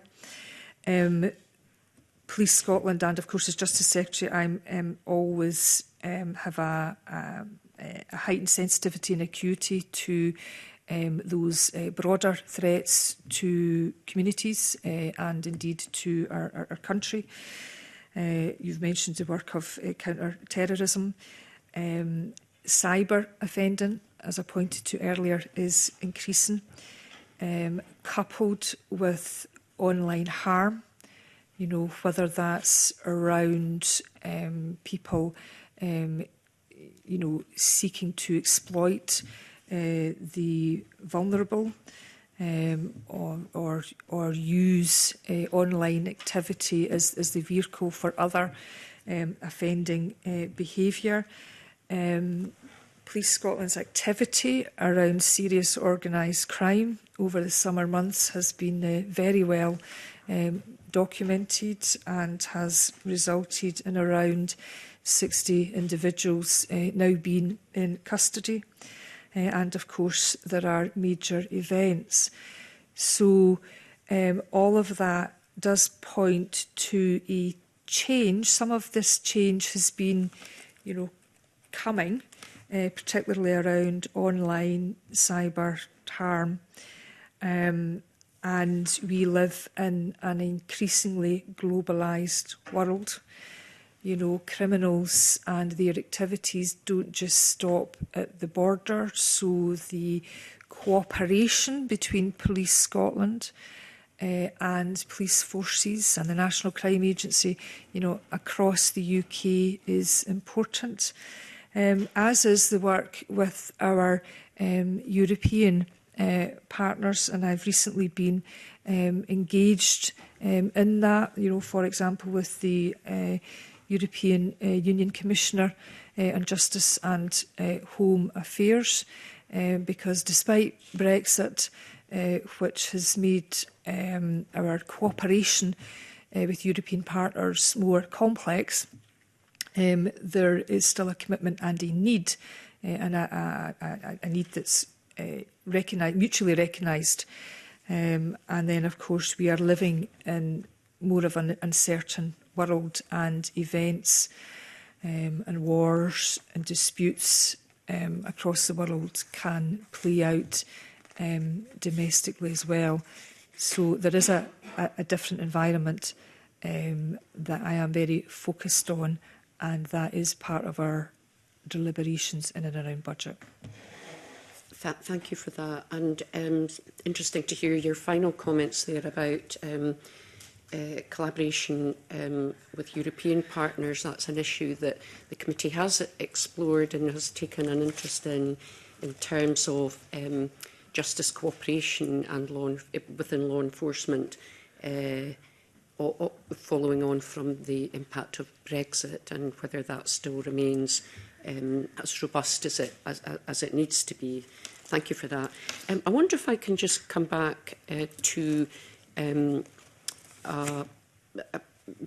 Polly McNeill's line of questioning around prisons, and we again heard from the Chief Executive of the Scottish Prison Service that they, with regard to HMP Highland and HMP Glasgow, that they will require an increased capital budget of £462 million in 2026-27. That's her overall budget, capital budget, I would say, but with the bulk going to the construction of HMPs Highland and Glasgow. So I just wonder if the Cabinet Secretary can confirm that the costs of construction of Glasgow in particular, given the sort of stage that it's currently at, will that be met regardless of whether costs increase beyond the current capital budget ask by the Scottish Prison Service? So there's a contract being signed, Convener. So that locks in the costs and the legal commitment to build the new HMP Glasgow and, of course, to pay for it. The cost is the best part of £1 billion overall. And the capital cost of that, there's a profile of that, so there will be increased investment required this year in comparison to, the forthcoming year in comparison to this year.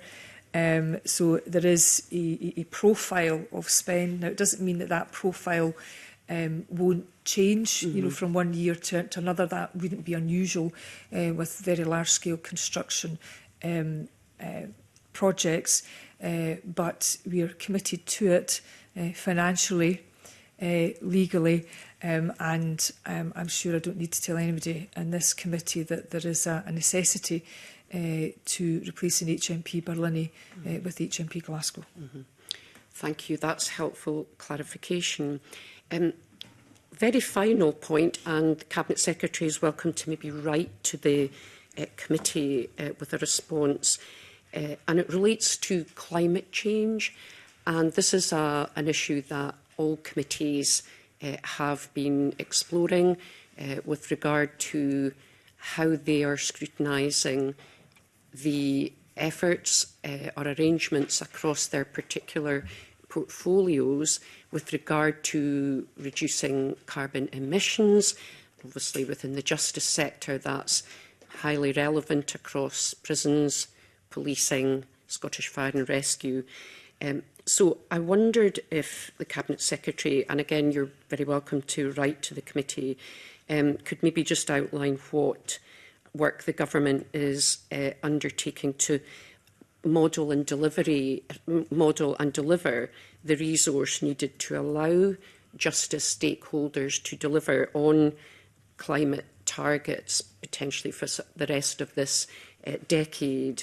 What sort of achievable targets does the government want to set specifically for the justice sector in the first carbon budget 2026 to 2030?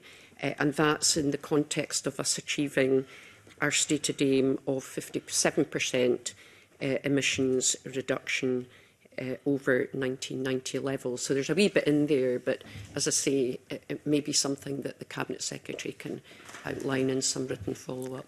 So, in broad terms, Convener, tackling the climate emergency is a priority of the government as a whole, as set and articulated by the First Minister. Justice is part of that, in the same way that other portfolios are part of that, and will all be expected to make a contribution. Following on from our discussion around HMP Glasgow, I should say that the new HMP Highland will have zero direct emissions, and that there won't be the burning of any fossil fuels in the running of the new HMP Glasgow, because it will all be electric, and there are net zero ambitions that's particularly important when it comes to building public facilities. It was certainly a feature when the new HMP Stirling was built, and the Scottish Futures Trust, Scottish Future Trust have net zero in public buildings standards as well. And I should say, sometimes these endeavours, are mocked. And and, you know, at times they may well add to the cost of public buildings in terms of them being built.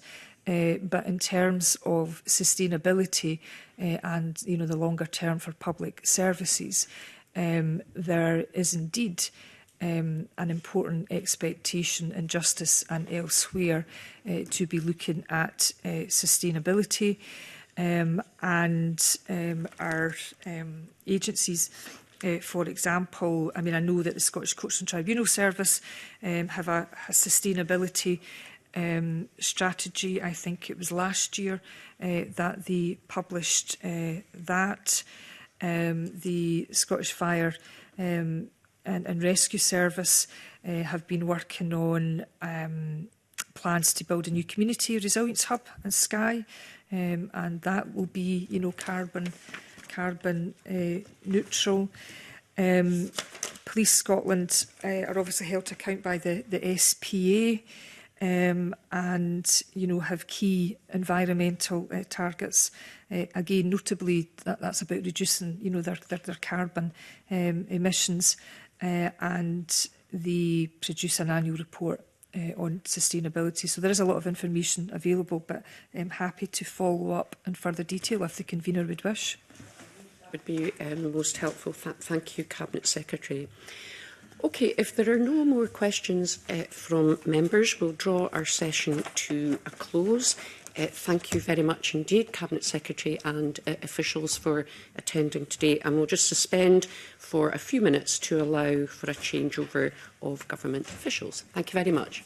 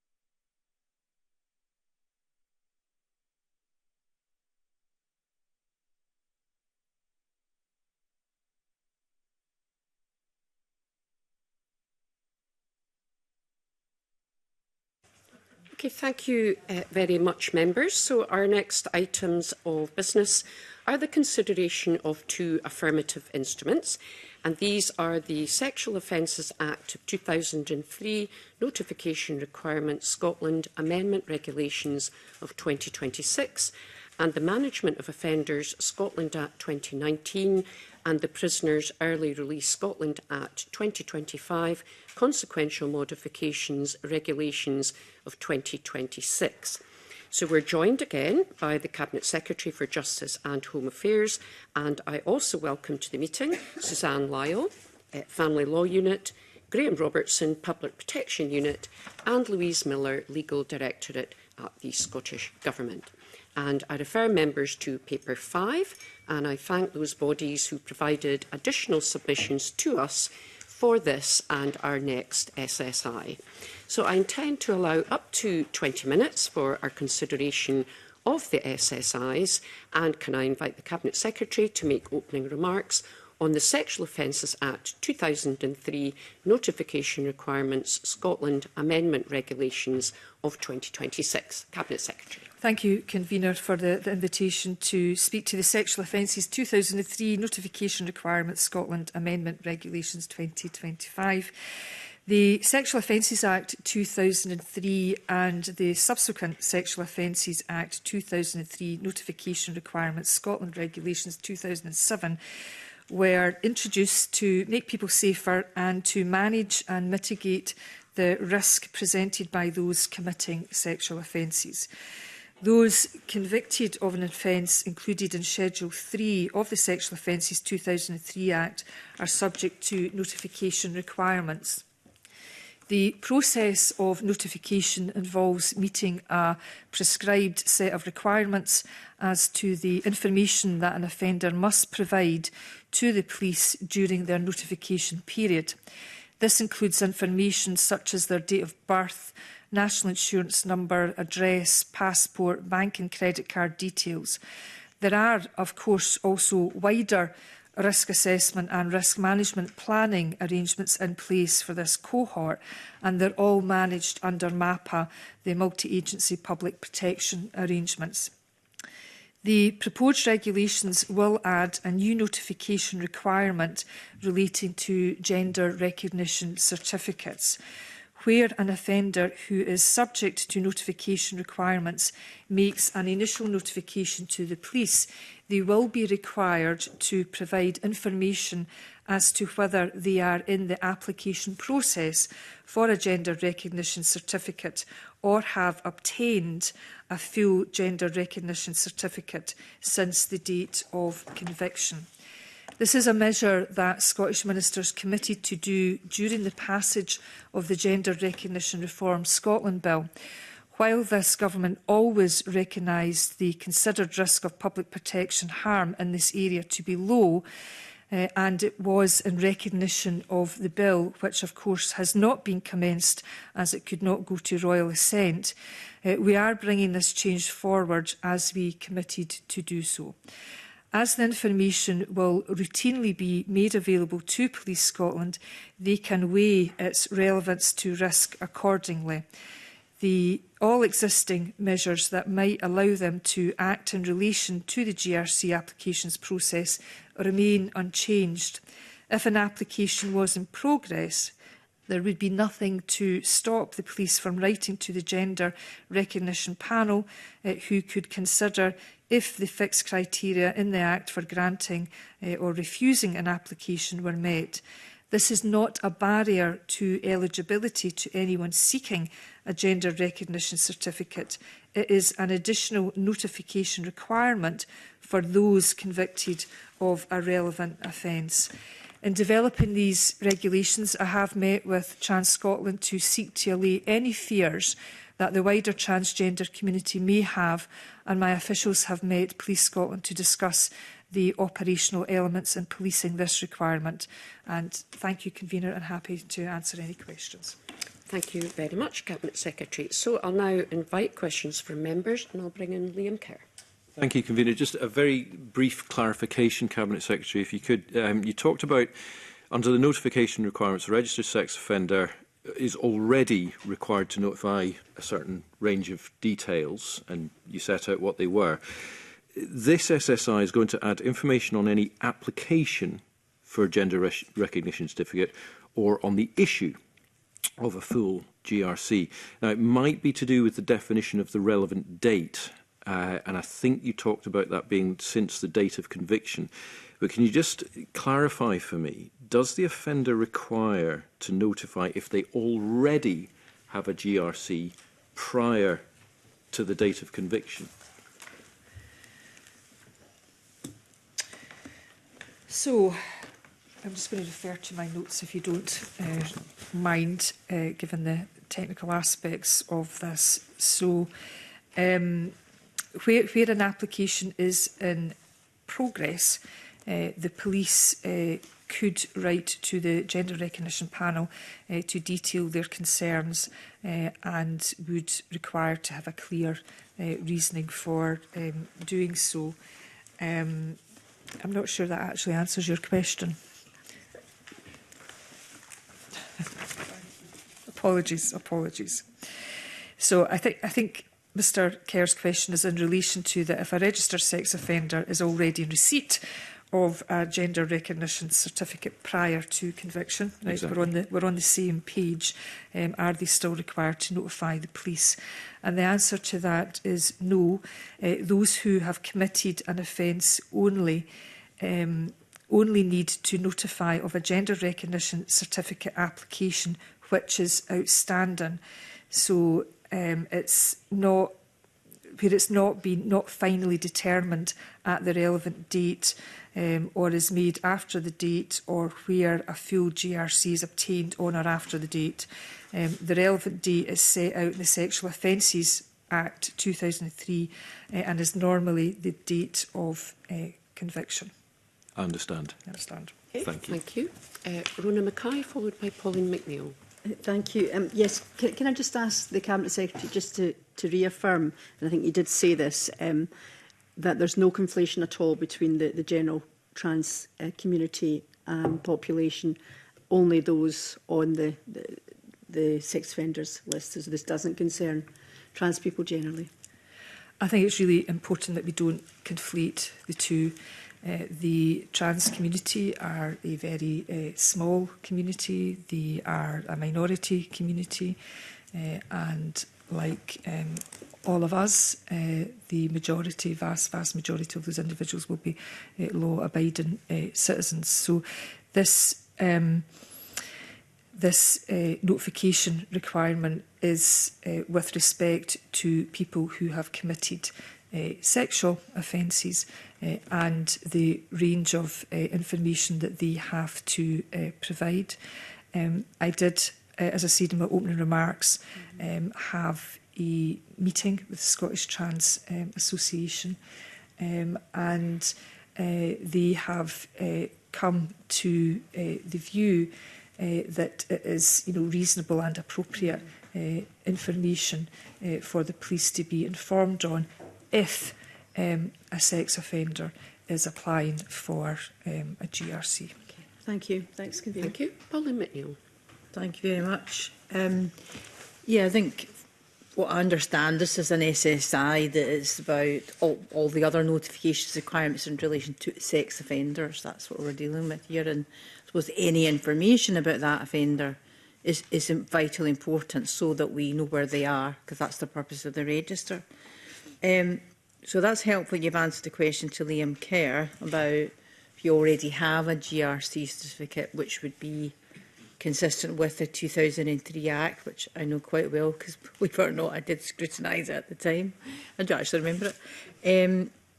But I guess it's the same question. Given in the note, there's the requirement to notify if there's been a change of passport, even if you're not going through the process of a GRC.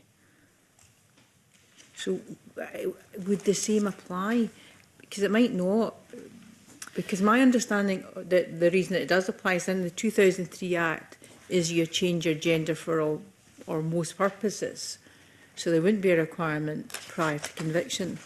But this notification to notify that you've changed your passport name is not covered by the same legislation. If you see what I mean. And I'll start off, and then Graham can, because I want to try and keep this as simple as possible. So in terms of notification requirements, there's obviously that initial notification, following an offence, and there's a range of information that people are required to submit and report to the police. And then there's also requirements if people change their information, and Graham can add to that. And there is also further measures in the Police and Crime Bill that we're also looking at as well. So the interactions between different forms of legislation are quite intricate. So I will pass to Graham, if you don't mind. Yeah, the Cabinet Secretary will answer the question. There's an initial notification and information that's provided for that, and then you're obliged to let the police know if that information changes. So if your passport changed, you would have to notify that to the police. But let's say you change your documentation prior to being on the sex offenders register. Do you have to tell the police that information? So this is framed from the point of conviction. So at the point of conviction, a number of other processes kick in around risk assessments. You'd have social work, background reports, various other things like that. So where information is relevant to risk, and again, we're not saying that this is likely to be information that's highly relevant to risk, but where it is in any offending history, that can be captured in those background reports and be available to all the MAPA partners for the risk assessment and risk management planning that follows. And that risk is about risk to victims and the public? Whatever form it takes, if the fact of that gender recognition certificate is relevant to their management, then it will be available so they can manage them accordingly. Yeah. I think I understand what you're saying is just that the relevant information so that you can assess the risk, and I can only presume that the risk that's being assessed here, because that's why someone's going on the sex offenders register, is that they do pose a risk to victims and the public, and so if that information is relevant to manage that, that's the only way it would make sense to me. So all sex offenders are automatically notification arrangements irrespective of risk level? Right. By virtue of their conviction. Right, so the risk is something else then? So you are then brought under MAPA as a result of having notification arrangements in place, and then MAPA processes will involve the kind of individualised assessment of the risk particular to that person. Right. So in answer to Liam Kerr's question, we are GRC, then that is prior to being on the register, that's not a requirement, but in this case, if it's not a GRC, if it's just change the documentation, that just depends on the assessment being done at the time. So this change will cover the point from conviction before you have to notify. So that might cover periods where people are in custody prior to release, any changes in that space as well, prior to notification actually kicking in. That makes sense. Thank you. Sharon Dowie?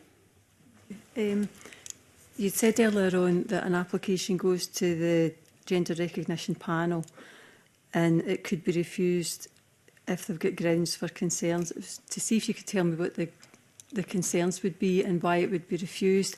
And the other thing is that I think with somebody changing their details when it's a sex offender, one of the big concerns is that they change their details, then they could maybe go missing, if you like, if people were doing checks. And that's some issues that have been highlighted by lobby groups. Does this SSI address all those concerns, or are there?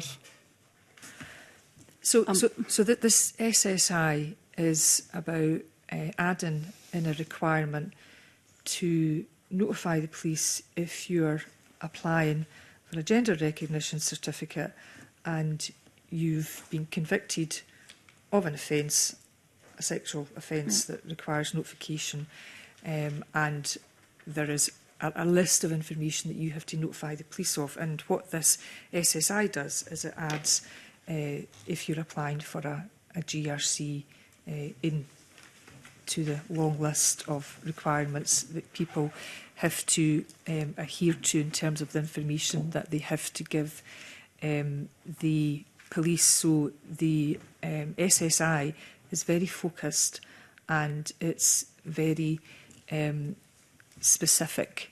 So I'm not sure what other concerns you're referring to, Ms Dowie. I think it's so that if somebody's doing a check for a person, if somebody's changed from a he or a she, it's, well, is there any other concerns that lobby groups have raised that this would still be a concern for them? Because it's somebody who's been convicted of a sexual offence and then they're getting the GRC after they've been convicted. So I'm just wondering what the grounds for refusal. You said that it goes to a GR panel. So yeah, it could be refused if the grounds for concern. What the SSI doesn't do is it doesn't change the process for obtaining a GRC, and the chair of the panel, like the Scottish Trans Association, are supportive of this SSI. If the police had concerns about someone based on that wider risk assessment, and someone is applying for a GRC, the police, what I said is police could write to the Gender Recognition Panel, which is a UK tribunal, and there are certain considerations that the panel has to assess in terms of legal requirements and issues that are germane to the individual. Okay.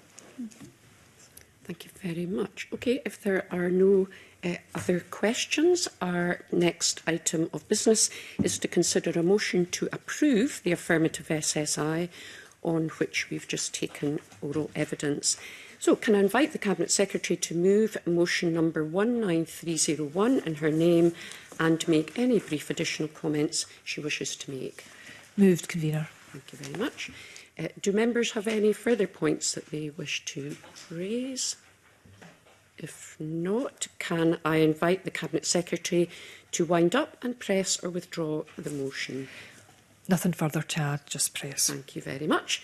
So the question is that motion number S6M 19301, that the Criminal Justice Committee recommends that the Sexual Offences Act of 2003 Notification Requirements Scotland Amendment Regulations 2025 be approved. Are we all agreed? Agreed. Yeah, thank you very much. And are members content to delegate responsibilities to myself and the clerks to approve a short factual report to the Parliament on the affirmative instrument? Yes. Thank you very much. This will be published shortly. So we'll now take a short suspension to allow for a change of officials. Thank you.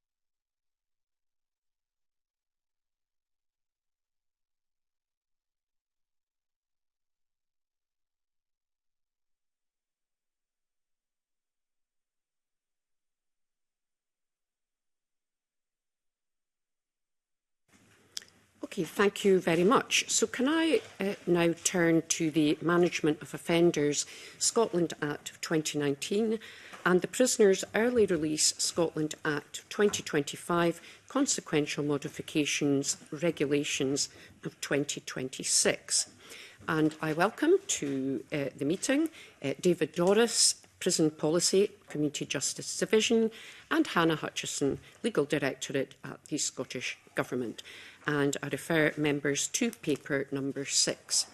So just before the Cabinet Secretary does her opening remarks, Can I also refer members to the comments made by the Delegated Powers and Law Reform Committee at its meeting on Tuesday this week when they considered this instrument? They wanted to alert our committee that they were reporting the instrument on the grounds of an unusual or unexpected use of the powers conferred by the Parent Statute. I think the committee was concerned that this instrument contains a provision for ministers to make further changes by regulations, and it is unusual for subordinate legislation to grant ministers further subordinate making powers. So I would ask the Cabinet Secretary if she can perhaps cover off those points in her opening remarks. And just for members' interest, we do have a copy of the DPLR Committee's report that has just been published, if any member would like to see it. So on that, I'll bring in the Cabinet Secretary to make some opening remarks on this instrument. Cabinet Secretary.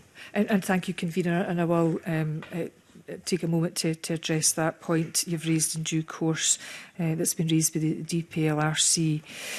We are proposing to use the existing legislative powers to amend legislation to align arrangements for the removal of foreign national offenders from prison with other release legislation in Scotland. The Management of Offenders Scotland Act 2019 and the Prisoners Early Release Scotland Act 2025 Consequential Modifications Regulations 2026 is the first of two instruments relating to early removal of foreign national offenders, which I announced our intention to bring forward during a statement on the prison population on the 2nd of October. And in terms of the DPLRC reflections, Convener, I agree that using consequential powers in an Act to create a subordinate legislation-making power is unusual and would ordinarily not be desirable, and that we have done so on this occasion as one of the various measures that we are taking forward to try and help alleviate the prison population. The purpose of the instrument you're considering today is to facilitate the earlier removal from prison of prisoners who are liable for removal from the United Kingdom on immigration grounds or have the settled intention of residing permanently outside the United Kingdom once removed from prison. The instrument will align the provisions being amended with other aspects of release legislation in Scotland, and it will help enable the earlier removal of these prisoners, which in turn may help mitigate the high prison population. If approved by Parliament, this instrument will change the release point from which early removal arrangements work back to align with automatic early release point for short-term prisoners as changed by the Prisoners Early Release Scotland Act 2025, which amended Section 1 of the Prisoners and Criminal Proceedings Scotland Act 1993. The period in which early removal is possible will be calculated from the applicable automatic release point for short-term prisoners as amended earlier this year, rather than the previous automatic early release point of 50% of sentences. The instrument, if approved, will also add to the existing order-making power contained within the provisions to allow Scottish ministers to change, by order, the minimum period of sentence which must be served before a prisoner can be removed from prison for removal from the UK. Under that order-making power, a separate instrument is planned to be laid in January. That would propose to amend the number of days prior to the prisoner's automatic release point within which the prisoner can be removed, and if this instrument is approved, also change the minimum period of sentence served before a prisoner can be removed from prison for removal from the United Kingdom. The second order will align the release provisions with recent changes approved by this Parliament to home detention curfew, which is not available to prisoners liable to removal from the UK. So the minimum sentence required to be served will be 15% of sentence rather than 1/4, and the number of days would change from 180 to 210. These changes would provide a greater and earlier time frame for removal from prison for the purpose of removal from the country. And I hope committee is content to approve this instrument, which helps provide greater cohesion in regards to sentence management arrangements as they apply to short-term prisoners, and may help, albeit in a limited way, to mitigate the high prison population. Okay, thank you very much, Cabinet Secretary. And obviously, the updated information from the Delegated Powers and Law Reform Committee is regrettable insofar as it is provided at relatively short notice. But I'm keen to invite questions from members. So on that, I'll bring in, first of all, Katie Clark, then Liam Kerr. Katie. And it's probably fair to say that I'm a member of the Delegated Legislation Committee, and we discussed this issue at quite great length yesterday. And obviously we were looking at it from a technical point of view, not a policy point of view. So my questions will relate to the technicalities rather than the policy. And I think it was concerning that there were quite a number of grounds on which there were concerns raised about the way that this has been drafted. So this isn't to do with the policy intent. I don't think that, it's not in any way to do with that. And I just wonder, given that this was only discussed yesterday in the Delegated Legislation Committee, and I believe that the report's actually just been published. I suspect the Cabinet Secretary may not have had the opportunity to read the report because I think it's just been published. I don't know what discussions have been taking place behind the scenes, but it would seem to me to be very regrettable that the Scottish Government is coming forward with a statutory instrument that's been drafted in the way that it has, if it was possible to obtain the same policy outcome in a different way.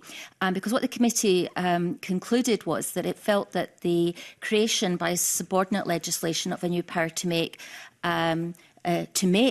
subordinate legislation is unusual and is generally undesirable because Parliament is unable to scrutinise and amend the proposal in the way if it was proposed in a bill, and that the committee considered that using an ancillary power to create a new power to make subordinate legislation is particularly unusual. It made this point in a number of ways at a number of points in the report in relation to some different aspects of the drafting.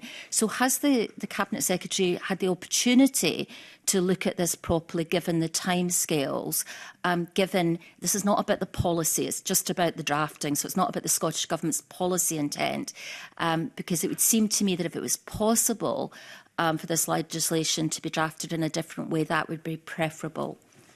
Okay, I'm very grateful to Ms Clark, and note that she serves on DPLRC, not a committee I've ever served on or ever had the pleasure of serving on.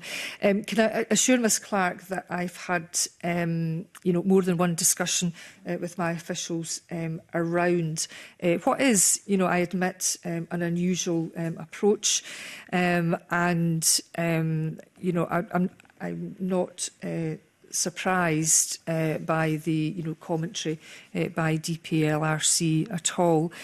I won't reiterate the policy intentions because I think members will understand where we are with the prison population and the necessity, which I think we all share, is around the need for further action. There's not one solution to managing our prison population. There are many, and every initiative and effort counts in this regard. So in terms of the slightly more technical points, and I will hand over to Ms Hutchison in a moment, is that for me, taking this forward through primary legislation is, of course, technically possible, notwithstanding that we're running out of time in this parliamentary session. And I would be concerned about the time and the delay that would cause, in making, similar provision. So for me, it was one of pragmatism in terms of finding a route forward to achieve the policy change with regard to foreign national offenders. And accordingly, given that we have the power to make this change through an SSI, I have chosen to do so, as it represents, in my view, the most efficient and effective way to enable the earlier removal of foreign national offenders from our prisons as soon as possible. And I am confident that Parliament, has nevertheless been given, what I would consider a meaningful opportunity to scrutinise our proposals with both this SSI and also the one to follow, given that it's subject to affirmative procedure. And obviously that comes with it the opportunity for evidence to be taken by committee prior to Parliament being given the opportunity to agree them, as part of the process. In terms of perhaps some of the aspects around drafting, I'll ask if Ms Hutchison has anything further to add for Ms Clark's interest. Yeah, I think the drafting approach was taken to mirror what's been done for the HDC provisions in connection with the changes that the 2019 Act made there. And that then provides for, if further changes were made to the HDC provisions to change that minimum period of sentence, then the same could be done for the foreign national provisions in line with that. Okay, thank you. Okay, thank you very much. Liam Kerr, then Jamie Hepburn. Thank you. First of all, Cabinet Secretary, just on that point that Katie Clark's just raised, and obviously we're all getting this in real time, just so I'm clear, this SSI creates a new power for ministers to change the minimum period of sentence served, but to do so using subordinate legislation, such that neither the power's creation nor its ultimate use would go through the full parliamentary scrutiny. That's what's happening here. Is that correct? Yes, in terms of process, but I would argue that, in my view, and I say this with respect, that committee is here today given it scrutiny. I accept that this is unusual, but I have an issue around the prison population to address. But in terms of the purpose of what you've outlined, the SSI, that's correct. Thank you. I just merely, I do understand the point the Cabinet Secretary is making. I just remark, it feels uncomfortable, and particularly in the context of this week we are addressing legislation that was fundamentally flawed when it was passed by this Parliament, even after full scrutiny. And it is something that concerns me more widely. So I make that point. On the substantive SSI, we've obviously received submissions from the likes of Victim Support Scotland, which, as ever, are very helpful. And so, Cabinet Secretary, may I put a couple of questions to you just based on that? I'll put a couple of questions in one. Will prisoners in these particular cases be included in the victim notification scheme? And if so, what information will be available to the eligible victims? So, yes, victims can be notified under the victim notification scheme, and that is in relation to the release of the prisoners.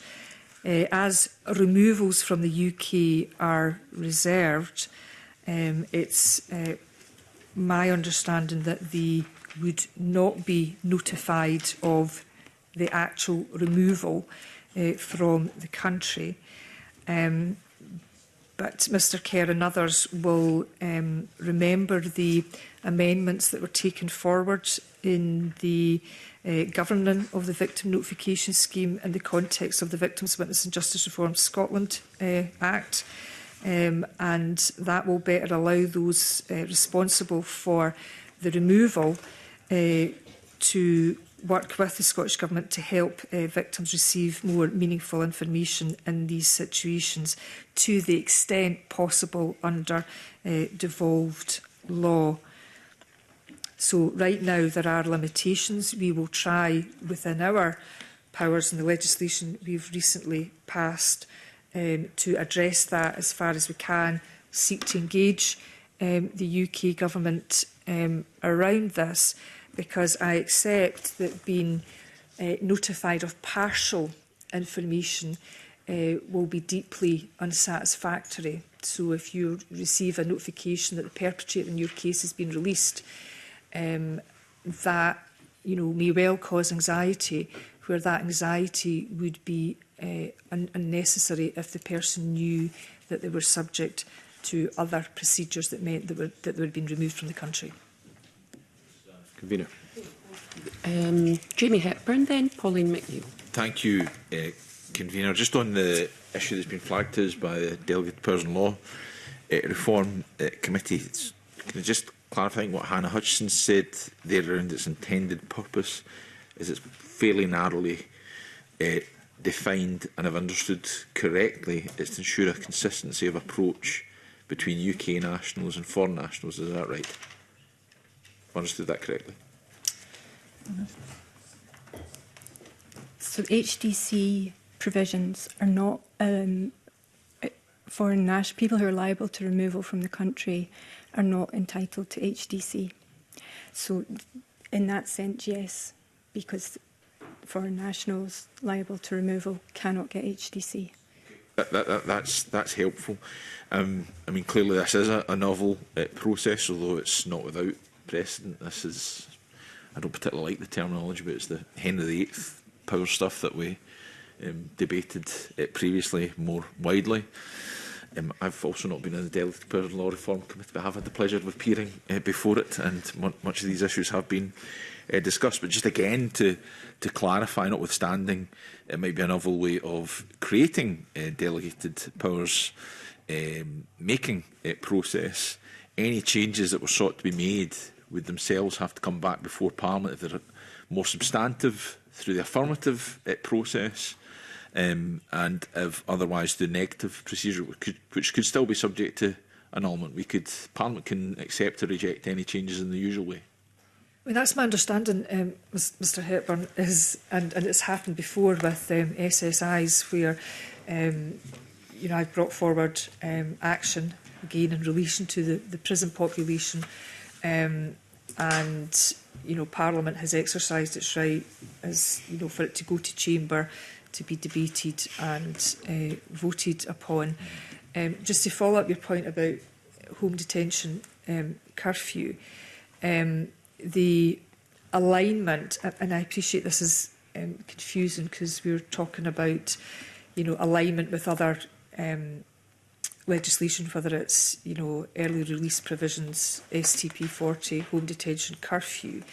That this measure is essentially about the removal of foreign nationals, and the alignment doesn't connect in a real world way, because foreign nationals are not getting home detention curfew, for example, but it's to do with the alignment of calculating eligibility for early removal from our prison estate. No, I understand that. I would appreciate that. But I mean, the bottom line is there's nothing being done here that's creating a new process that the government could just put in place a rule without recourse to Parliament in due course. Parliament will still have the ultimate say.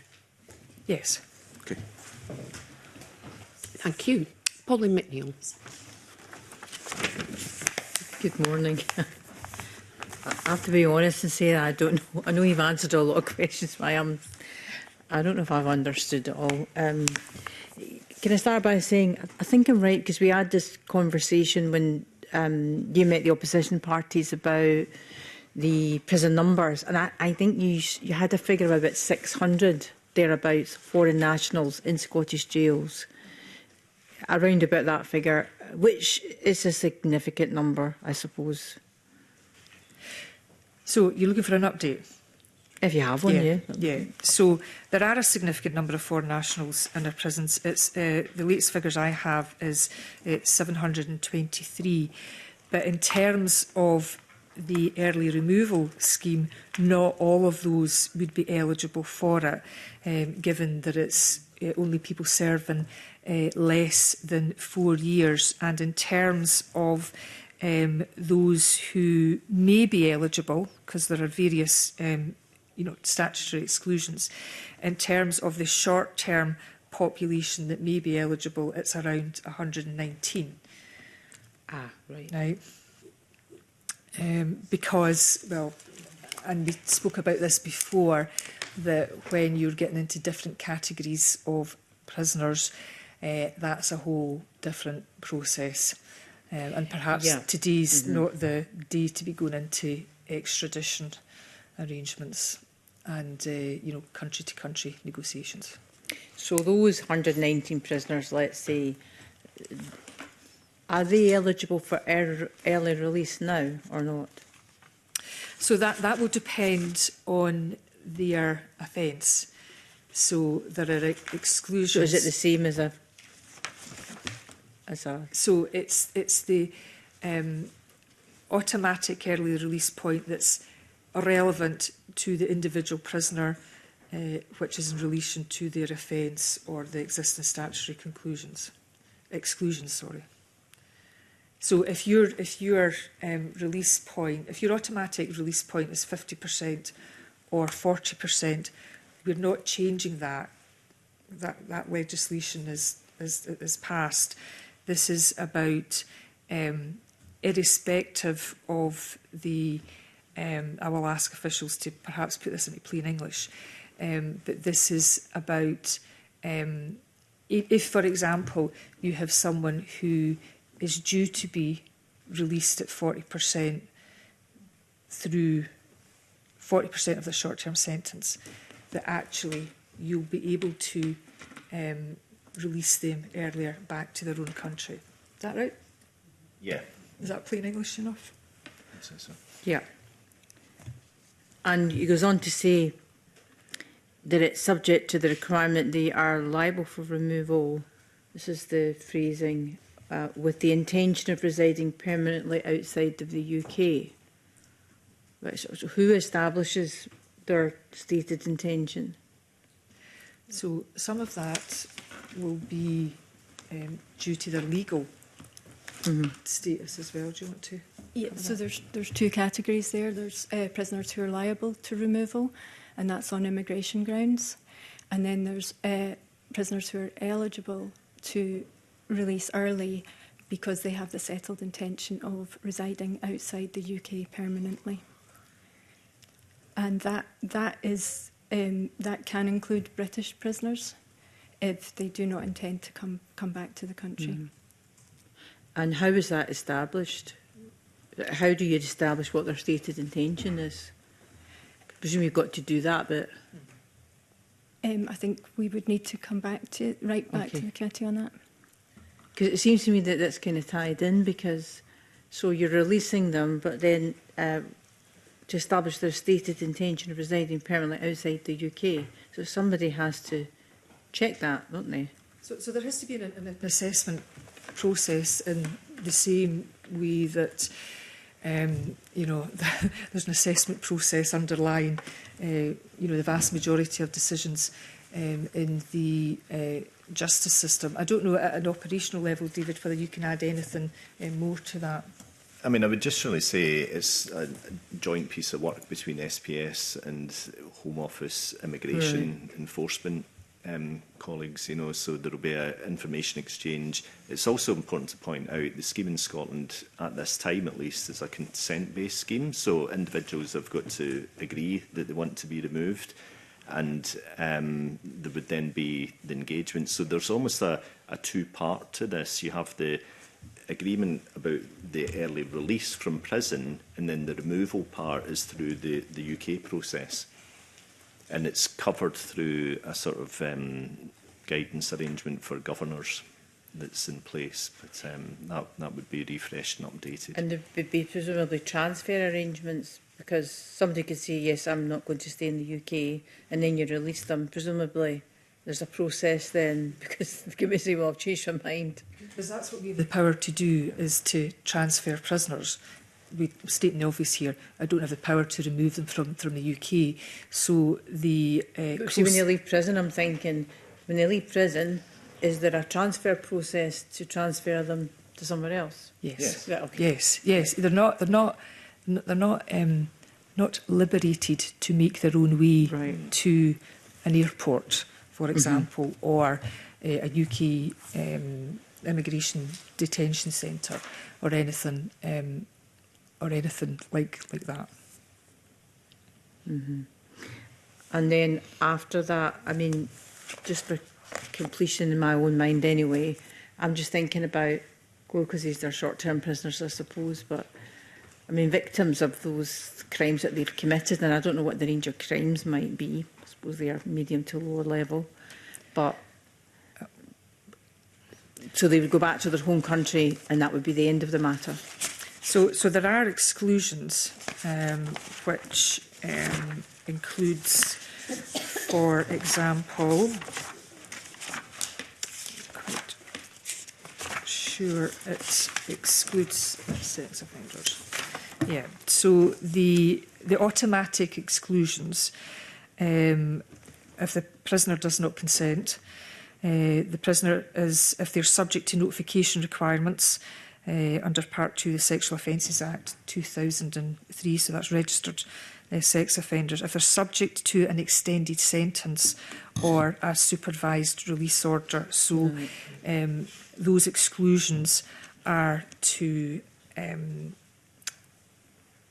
ensure that those short-term prisoners, that the court has decided that there's an elevated risk, and you know they need a supervised release order once they're out, or an extended sentence, or have to be part of sex offender notification. Yeah, because you would no have no control over that if they were. No. Yeah. So they're automatically excluded. Thank you. That's me. Okay, thank you.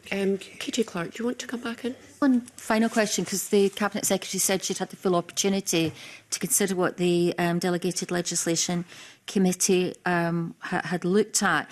And one of the points that has been raised is in terms of the content of the new power, that the Scottish Government's policy intention behind introducing the new power to enable the time periods for release on home detention order or for release for removal from the UK to be fully aligned is actually not necessarily how the proposal of the proposed new power has been drafted, because it's been drafted in a way that's not limited to enabling that alignment. Is that something that the Cabinet Secretary has considered, that there is a, if you like, that the drafting of the legislation is wider than the policy intent? Is that something that she's taken advice on? Because it is a point made in the committee report. So as I said earlier, I had officials had proactively come to me to discuss DPLRC's content. I've not, looked in detail around concerns around drafting, although officials have certainly raised all of these issues with me, and I'll ask Ms Hutchison and officials to answer any questions around drafting.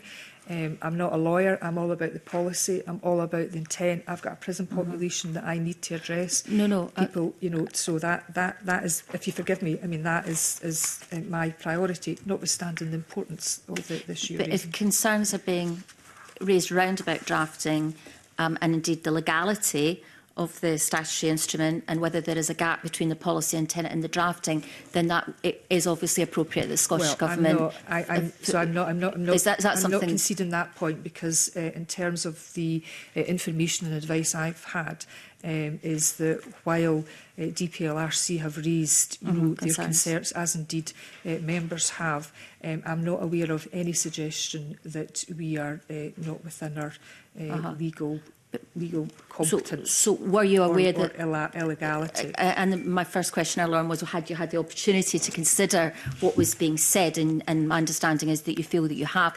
But I'm asking whether you've had the opportunity to consider this, the particular point that's been made about the drafting being wider than the policy intent. And I'm quite happy for an official to be brought in if that's helpful on that technicality. I take advice from officials on drafting.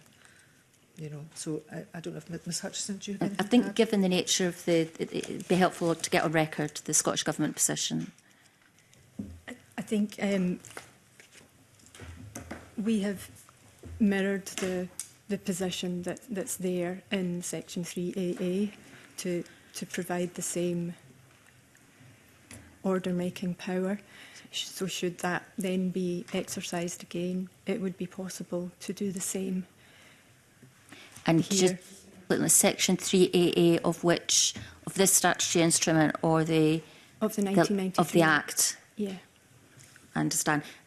Okay, that's fine, and that obviously didn't go through a full scrutiny process because it was a late amendment. But you're satisfied that you're simply mirroring the previous legislation. Small point in addition is that, you know, CAPSEC has made clear the policy intention for the second statutory instrument, so we're making clear the scope of the plan change in relation to that. So although there's the mirroring component in terms of the actual policy intention for what the change would be in practice, that's been spelled out in advance of the SSI, which will be forthcoming. Okay. Thank you. Okay, thank you very much. Okay, I think before we move on to the motion, I am very conscious of the fact that we have found ourselves in a rather unusual position in terms of having very short notice sight of the DPLR committee's report that outlined their views on, albeit technical aspects of the SSIs. Certainly for me, I'm content on the basis of the information that was provided in the papers and the question and answers today that the policy content of the SSIs is sound. However, before we do proceed to the motion, I do feel it is appropriate that I ask if members wish to continue to consider the motion now. Are you content with what we've discussed and heard and the responses from the Cabinet Secretary? If not, we would have to defer consideration of the motion to a later date. In any case, however, I would make it clear that it would be appropriate that we can include our views on the DPLR's consideration of the SSIs in our report that we prepare following our consideration of the motion. So I am content to proceed to consider the motion, but I would ask members to indicate if they're content as well. So can I maybe ask members who are content to continue to proceed the motion, to consider the motion, to perhaps raise your hands? Okay, 1, 2, 3, 4. And those against? And Fulton, I beg your pardon. So we've got 5 votes in favour. Those who are opposed to considering the motion? Okay. Okay.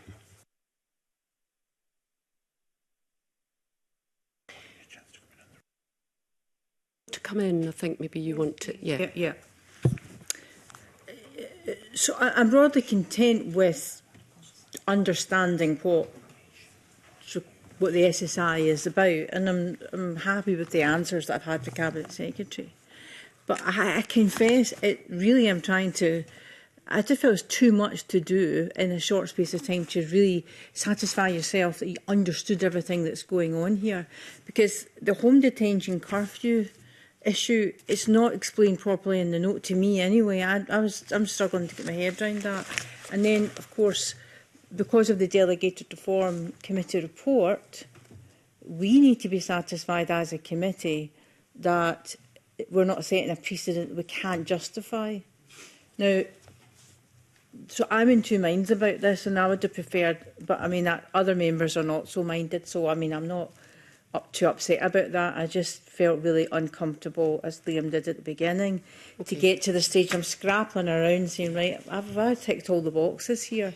I mean, I'm not trying to give us more work or say that it does make sense what has been said, but I'm just kind of left thinking I would have liked to have understood that alignment about home detention curfew issue before I arrived here, without having to spend my whole time in my head. So for the purposes of being cautious, I would have preferred, but I accept that that's not the view of most people. So. Thank you for that. That's helpful, and that is on the record. I think on the basis of the views of members, the opportunity that we'll have to express our views on the DPLR committee report, then I'm content to continue and move to consider the motion, but very clearly setting out the concerns of the committee with regard to the more technical aspects of the process. So, our next item of business is to consider a motion to approve the affirmative SSI on which we've just taken oral evidence. So can I invite the Cabinet Secretary to move motion S6M 19681 in her name and to make any brief additional comments she wishes to make. Moved, Convener, and just to put on record, I do appreciate committee's time and scrutiny of both the policy and the issues raised by the DPLRC. I have listened carefully. And I know that members around this table will have an understanding of the gravity of the situation faced in our prisons, and that myself and the Scottish Government are working very hard to pursue as many initiatives as possible, so that we've got that full range of action to help alleviate the very stressful position in our prison service today. Okay, thank you very much, Cabinet Secretary. Do members have any further points that they wish to raise? No? Okay, thank you. So, can I invite the Cabinet Secretary to wind up and press or withdraw the motion? Press, Convener, thank you. Thank you very much. So the question is that motion S6M 19681, that the Criminal Justice Committee recommends that the Management of Offenders Scotland Act of 2019 and the Prisoners Early Release Scotland Act of 2025, consequential modifications, regulations 2026 be approved. Are we agreed? Yes. Are we all agreed? Yes. Thank you very much. And are members content to delegate responsibility to myself and the clerks to approve a short factual report to the Parliament on the affirmative instrument? Thank you very much. This will be published shortly. So that concludes the public part of our meeting, and we now move into private session. Thank you very much.